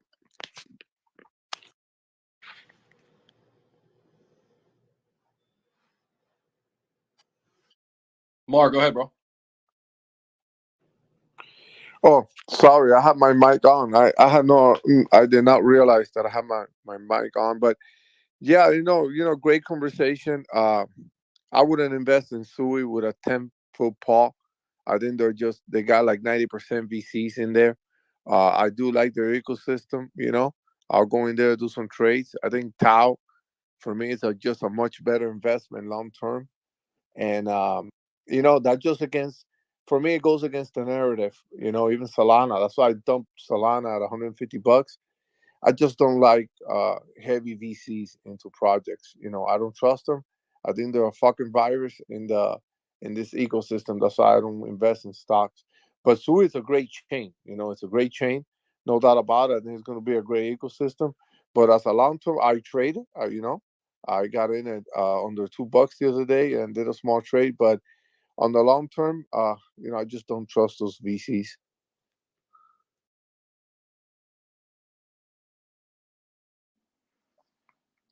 Yeah, I mean I get it, but I mean Solana similarly, right? I mean, but now look, it's went from VC coin to crazy retail meme coin, chain. So I mean, I think you can make that transition. I mean, Sui's got meme coins. It'll be interesting to kind of watch that play out. I guess that's kind of an interesting point. I mean, can you have both? Can you have a heavy VC backed project, but also have like a retail community? It seems like Solana has figured it out. Well, I mean, yeah, because look what when they retraced back to $8, $9. But with all the fun. I mean, again, like Sui, a great ecosystem. I mean, it's top notch, but the actual coin itself, like me holding it long term, just too much VCs in it. Just like look, there was a project I was following, Venom. It's another one that's just it wasn't able to hold or hasn't been able to hold like Sui has done, but just full of VCs. And I rather for team members to hold a big amount compared to VCs. I think they're more passionate, unless they all start fighting with each other. But yeah, it could go both ways. I just not into it, If not, I would have gone into stocks. But that's why there's a lot of blockchains out there that don't have VCs, and I'm willing. It's a high risk, guys, because when there is VC invested into a chain, there is less risk of your investment, uh, but less. It's strange. It just doesn't work for me, and less up, to make more profit. But it is a higher risk when there's no VCs. But then again, sometimes there's the tech there. Look at Caspa. That's a perfect example, if anyone got in early into Caspa, but it was a high risk, and that's why a lot of people didn't get early. Mm. But I I'll actually, tell you what. I actually mine Real Caspa. quick, real quick. When there is VC, I've had friends that they go in on huge long term hold with VCs in them. They're going with hundreds of thousands of dollars, uh, rather than with no VCs. Again, everyone has their ways. I'm not saying I'm right or wrong, but I just tend to stay away from VC holding. Even when I bought Solana at $9, I said my goal is 150 bucks. Get out. It doesn't help me sleep. And I could be wrong, and I am wrong because there's people that like VCs and they do better at it. I just don't. I don't. It's not for me. Well, we can only respect that, right? It's just that the history shows that uh, backing is important, and it's not just a VC like a team member, right? They are directly involved in helping the technology forward. That's why they were investing in the first place. And Solana had FTX, and at the time it had that golden touch, and everything it did back went just simply because their name was behind it. And so that's, maybe you do it on principle, and other people are more about, okay, well, if Coinbase is backing this, or FTX Ventures is backing this, then I'm more likely to be on board. So there's just a personal preference, I think. Yeah. Something that I want to speak on, talking about the VCs, and why they get in the chains, and why eventually they'll come into chains, is, guys, money brings networking and connections. These millionaires, these people who are titans, have a bunch of money. You know what also they have? A ton of connections. They bring networking power to hook you up with their fellow millionaires, with their fellow billionaires. And that's kind of how that goes. And it can get that project, off the ground, to get started, to build momentum, to build a strong base, similar to what Solana did. That retail kind of take over to kind of keep it going, because it's an easy platform to trade on. It's the number one meme coin chain currently because it's easy to use.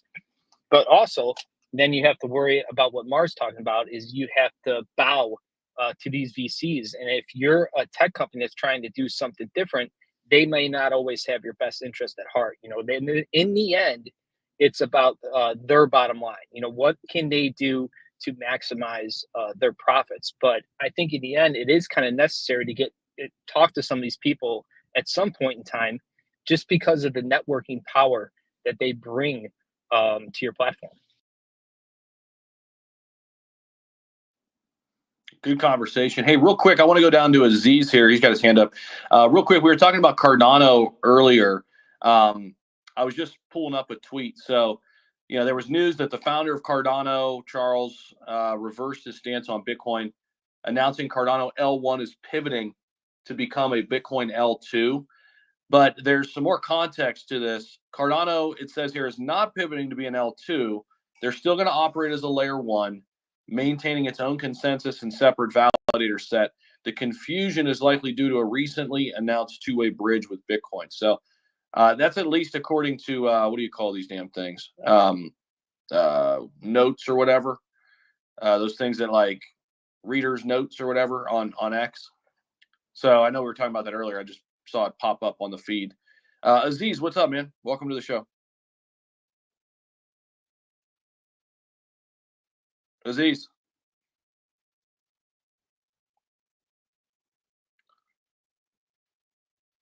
I can't hear him. Can you guys hear him? Aziz, if you're talking, man, we can't hear you. If you want to drop down, come back up, bro. If you're speaking.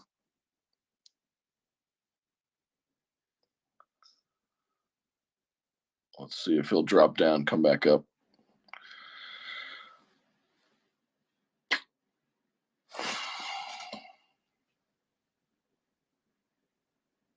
Aziz, you still there?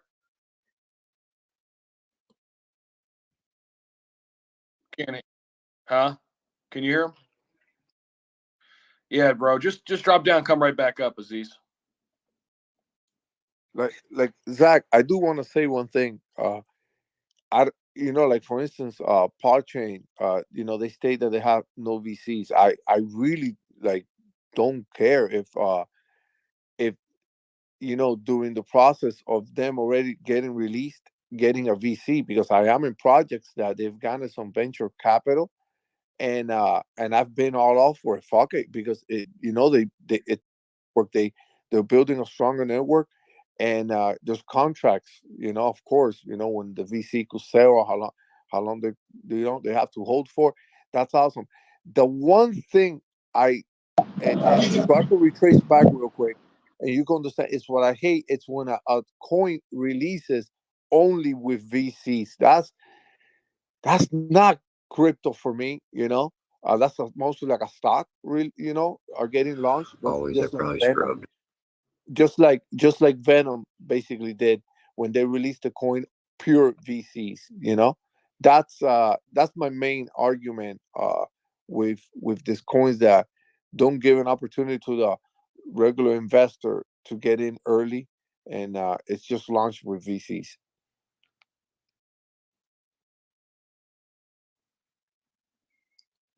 Aziz, you back with us? Go ahead, bro.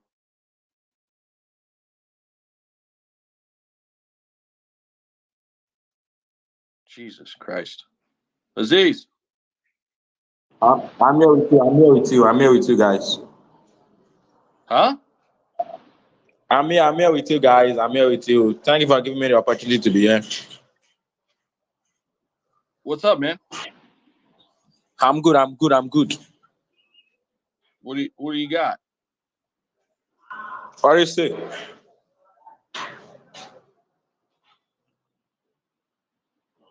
I don't know what's going on, bro. I'm here with you. I can hear you clearly now. He's here. Okay. What do you say? Over and out.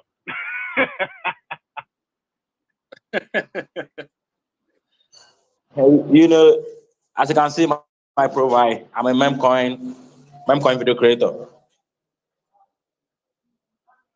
Okay. So I create all kind of memes, memes video, GIF, Bible, and the likes. Okay.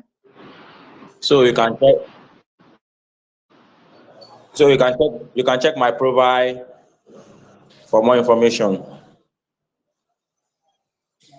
All right, bro. Sounds good, man.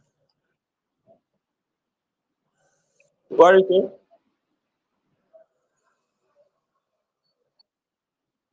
Yes. Good stuff. I'm here. I I can think hear you it's some now. boner pills.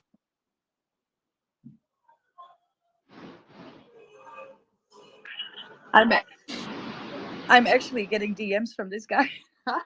This is crazy. Okay, Oh, I inbox you now. Check your DM. Check your DM. All right, man. We're gonna drop you down here. I'm not sure what the hell's going on, but Hey, Zach. yeah, what's up, bro?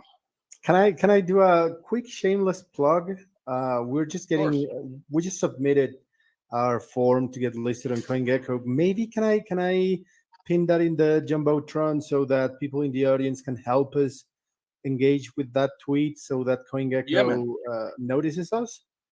100%, bro. Thanks. And yeah, for those guys in the audience, if you want to see Izumi listed on CoinGecko, we're doing the hard way. We're not paying for the fast track or stuff like that. So if we can get any engagement in that post, we would really appreciate it, guys. Let's do it. Hey, guys, everybody go up there, show that post some love. Let's get them listed there. Let's all do our part. 100%, Izumi, we got you. Let me know when it's up there, and we'll smash it. Yeah, I just came across an interesting tweet. Top performing crypto sectors year to date. What do you think number one is? Oh my gosh, you got it. Meme coins up two. Yeah, bro, it's crazy. You know what though? There are some other ones that are doing well. There's kind of some shocking data here actually. So memes, top performing sectors. I'm not sure exactly how they did this, but it says plus 219% for memes. AI plus 217%. AI has had some crazy surges. BRC 20, 217. That's kind of wild. RWA 134%. DPIN 73%. Worst performing sectors. Anybody have any thoughts?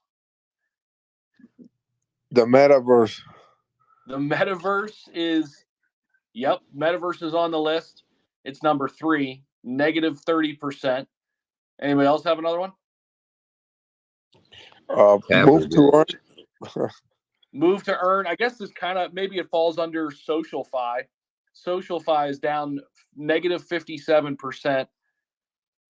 Then you've got ZK rollups, negative 36%. Governance tokens, Bone, down 25%. And L2s, Polygon, Matic, down negative 16%. Yeah, there you go.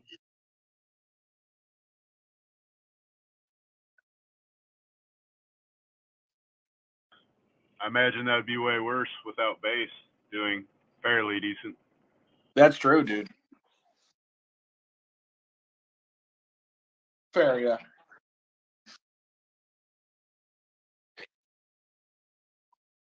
That,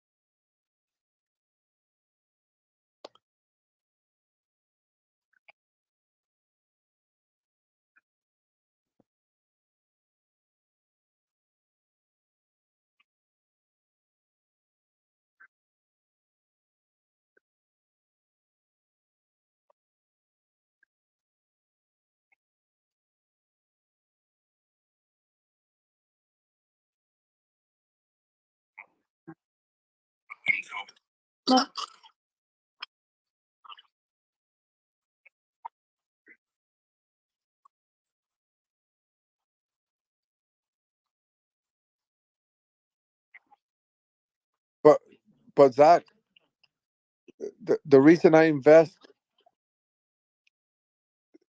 Don't start. Listen, don't start. Don't start with my love and hate relationship. But the reason I invest in Ethereum is because of the high gas fees to keep away people like paid OX, like the cheap people away. Like, you know, that's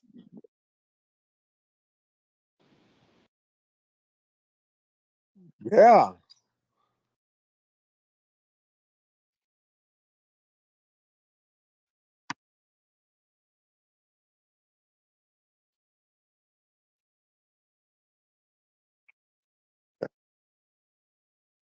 like like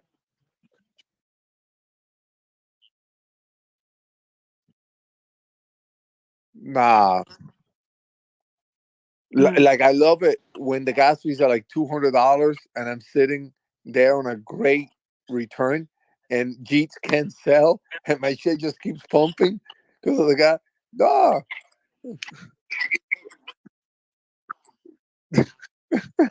So ETH Yeah, is quit eating still my bag. I got to work too hard. ETH is still up there because a lot of people don't know that ETH is deflationary, but it only does so in a bull run, right?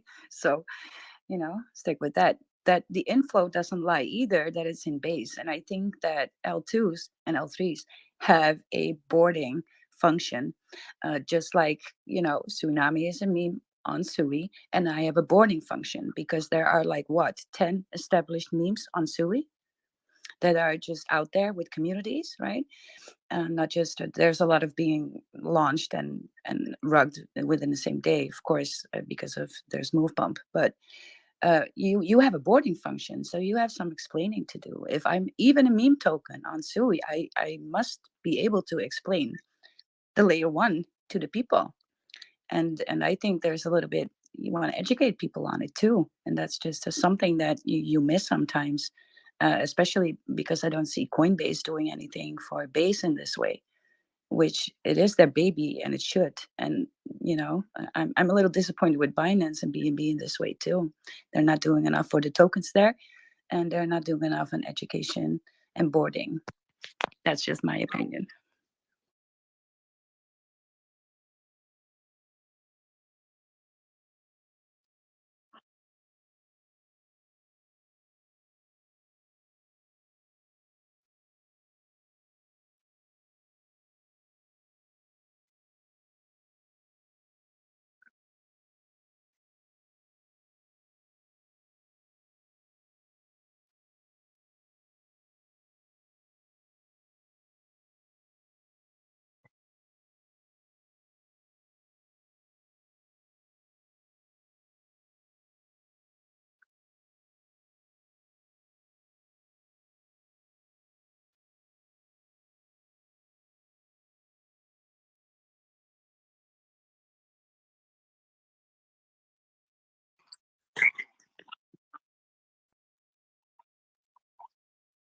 Well, it has the second.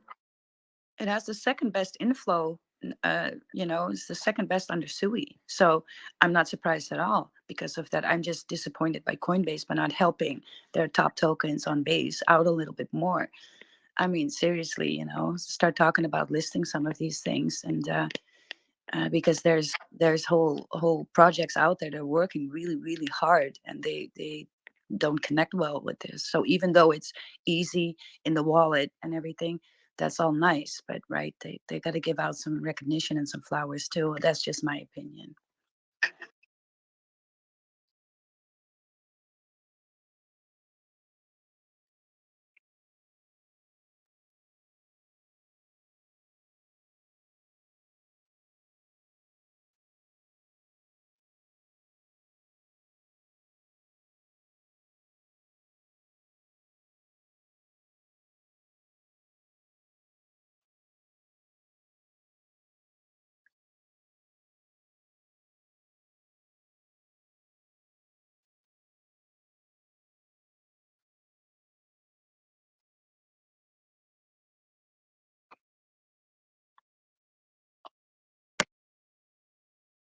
Well, one word, right? One word, Brett. That's all I'm gonna say. Hell yeah. List Brett. Hell yes. Do you think that's also why Vitalik tends to avoid tweeting about certain sector of the space to not be considered? Yeah.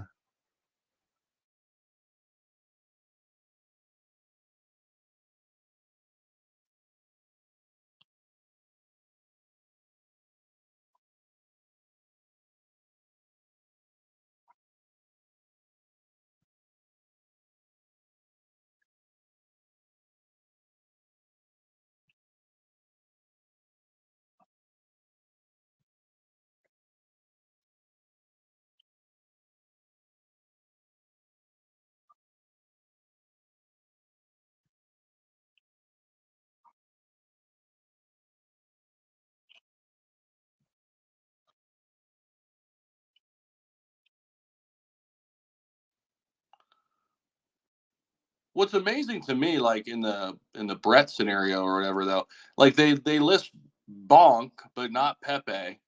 They list Bonk but not Brett. Like it does just seem kind of weird. Like why wouldn't you list Brett, which is basically the mascot of your blockchain? Why would you list Bonk? Like because in that way they can have one on their DeFi wallet and one in their centralized wallet that's popular that they have for people to buy.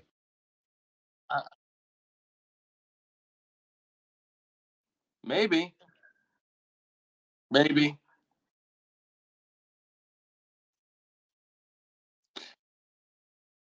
Well, the whole Caspa thing then comes up too, like right, like Binance and Coinbase, they haven't listed Caspa because they got to buy it on the open market, just like any average Joe has to do.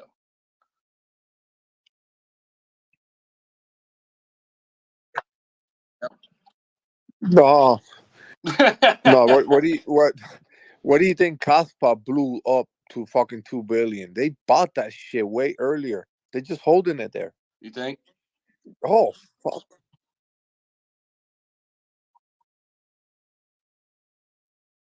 Yeah.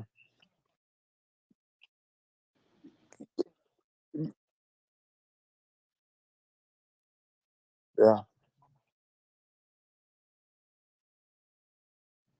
Yeah. But well, no, a decentralized exchange, a DEX is what they needed, man. Before these smart contracts dropped, they should have even released smart contracts because the dude basically said it here. We were not ready for it. The the whole ecosystem was not ready for minting smart contracts because it crashes. The fees go really high. So what the fuck? I guess they were trying to time the bull market. They know that it was going to be hot during these upcoming, winter. So they're like, fuck it, let's get, he even said it. They're not even really smart contracts, which they're not. They're just like Bitcoin, you know. They're not the true smart contracts, That's going to be in 2025.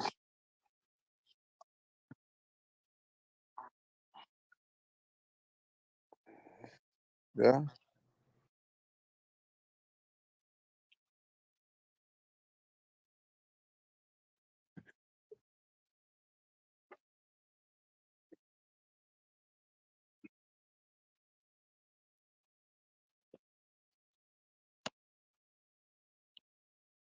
No, no. Look,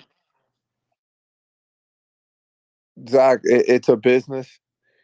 They did exactly what Bitcoin did with smart contracts. Okay, they knew that they know that the miners and Casper knew that the blockchain wasn't going to be able to handle it, so the fees were going to go fucking crazy up, the gas fees, and the miners themselves, which probably built Casper, you know, are getting paid big time. And it's just funny how they're like, this is a 100% decentralized blockchain, but the only way you could buy and sell your tokens are in an exchange or using a bot on Telegram.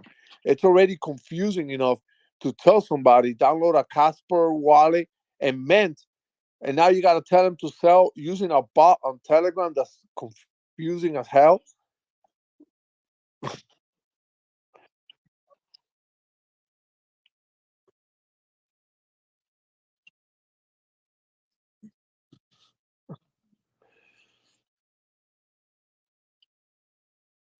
Yeah.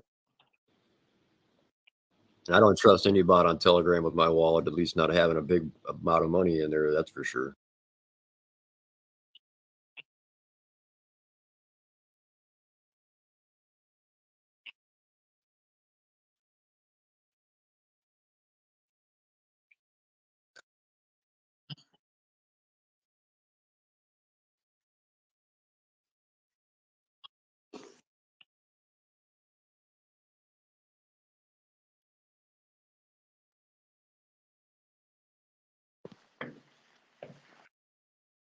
Yeah, Oh, so I'm buying I'm praying for that shit to go under 10 cents. Probably gonna happy sell my belated, house. happy belated birthday, Zach. I'm sorry, you guys, man. I got the crypto fever, but I definitely got a fever too that's kicking my butt the last couple of days or whatever. I'm excited about the Bitcoin prices. I'm just kind of interested to see what happens when the prices are moving the way they are. If the countries just start aping in on it because they want to start getting a freaking allocation before the prices shoot too high, how fast it's going to shoot up. So I'm kind of interested to see what happens here soon. Well, we all know that Argentina has been DCAing their monthly Bitcoin, right? They're buying a monthly Bitcoin, and yeah, it looks like they're winning. DCA is the way to go. I love to be here, you guys, but I actually need to get a shower. I still haven't showered at my workout. How nasty is this? So I got to get this done. Yeah, I hope I'm welcome next time because this is a very interesting. And again, people in this space, follow everybody because, there's awesome people in here. So let's go. Thank you very much. Tsunami, amazing for you to join us. Tsunami, awesome for you to join us. I'm going to send you a DM. I just gave you a follow too. I'll send you a DM and maybe we can make you a partner on the Breakfast Club. Awesome. We can work things out, I'm sure. Well, have a great day, everyone, and just wait for it, right? We're on that resistance and we're surely going to pump over. It's always for the money is where it's in the patient's hands, not in the impatient. So, Let's go. Love it. Thanks for adding a lot of great stuff today to the space too. Have a good day. Z-Man, go ahead, man. Hi, my name's James Egan. I'm the founder and CEO of Ohio Energy Management and member of Texas Energy Management. What qualifies me to speak in the crypto space is myself and my firm were responsible for helping the largest energy generation company in the United States to no longer look at Bitcoin as a national security threat, which allowed them to supply Bitcoin miners with 100% green, low-cost energy under 3 cents per kilowatt hour for generation. So I've been dabbling in the Bitcoin space for many years in regards to the power issue regarding it. And I noticed the title of this space was the next crypto bull run. And I have a couple questions. I was wondering where the liquidity is going to come from to start this next bull run, where you saw the Federal Reserve, drop interest rates by 50 basis points, resulting in 11% increase in the cost of Bitcoin over the past 12 months, whereas gold gone up 50%, where central banks and countries are buying gold, and Bitcoin's now banned across the major Eastern world, including Russia and China. So, I am bullish on Bitcoin. I just want to know where the liquidity is going to come from, and how do we expect this price to go higher when more and more countries aligned with the BRICS currency are banning Bitcoin? Thank you. No, it's a great question. I mean, I wish Larry was here because he has a really good pulse on the APAC region, Z-Man, and he would tell you that don't listen to what you're reading about China. And it kind of makes sense, right? Because it's all smoke and mirrors. What they put out is not really what's happening. We know that. They lie. They don't. I mean, shit, U.S. outlets lie. I mean, but they will say one thing and do the exact opposite. Larry would tell you that China's getting ready to go all in. And Russia, we know for a fact, is opening up Bitcoin mining again on November 1st. So I think we are going to see a big influx from the APAC region. I think the Middle East is another region that is getting very, very interested and going heavy into crypto. I mean, I was just in Dubai not too long ago. I mean, we've already seen kind of Saudi Arabia and how they're diversifying out and away from oil a little bit because they're so,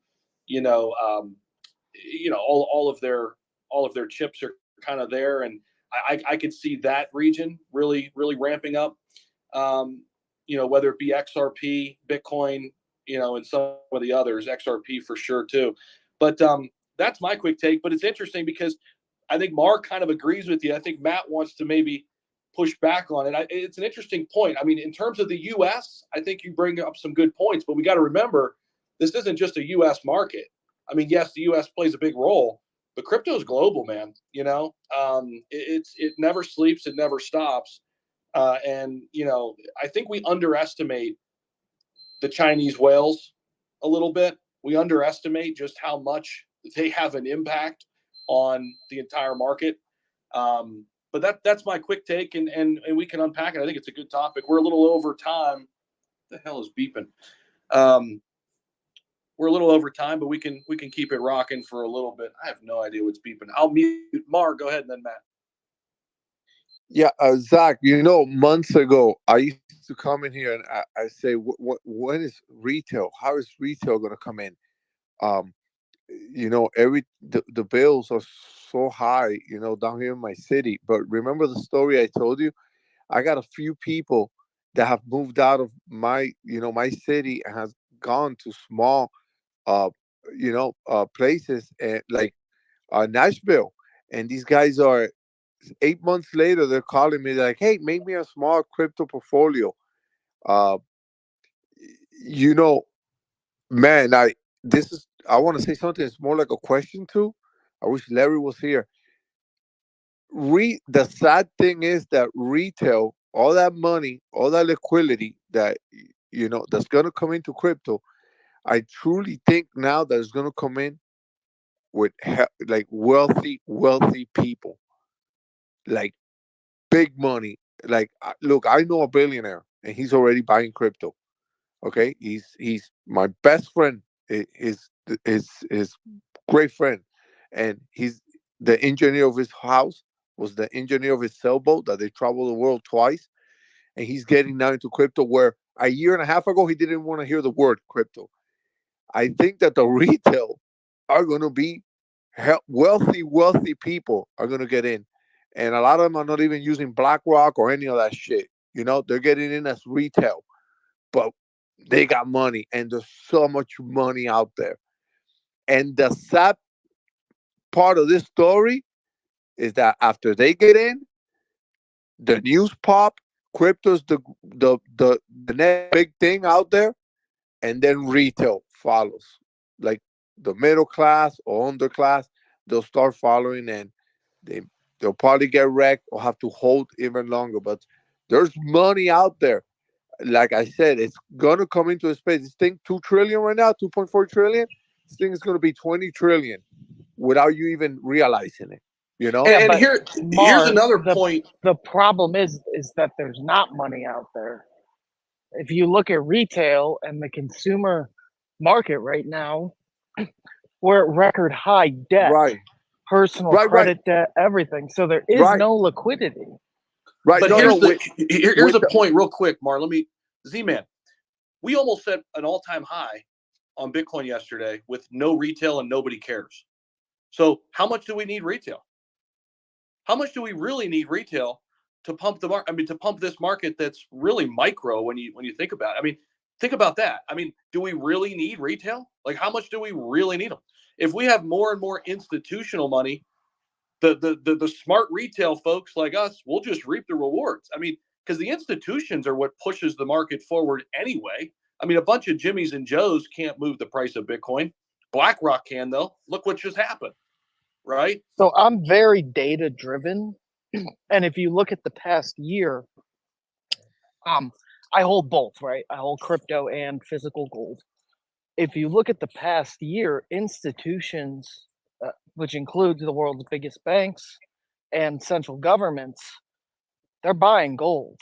Their balance sheet shows massive amounts of gold purchases. That's why gold has doubled in cost over the past year and a half, 2 years, and they just keep buying it.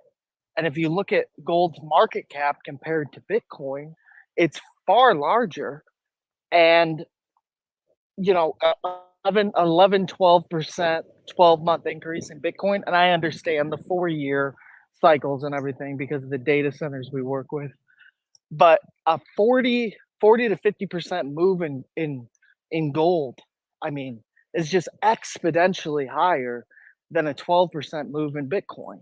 And, I think it's going to take more liquidity to get this done. To get Bitcoin for, let's say, 1 million.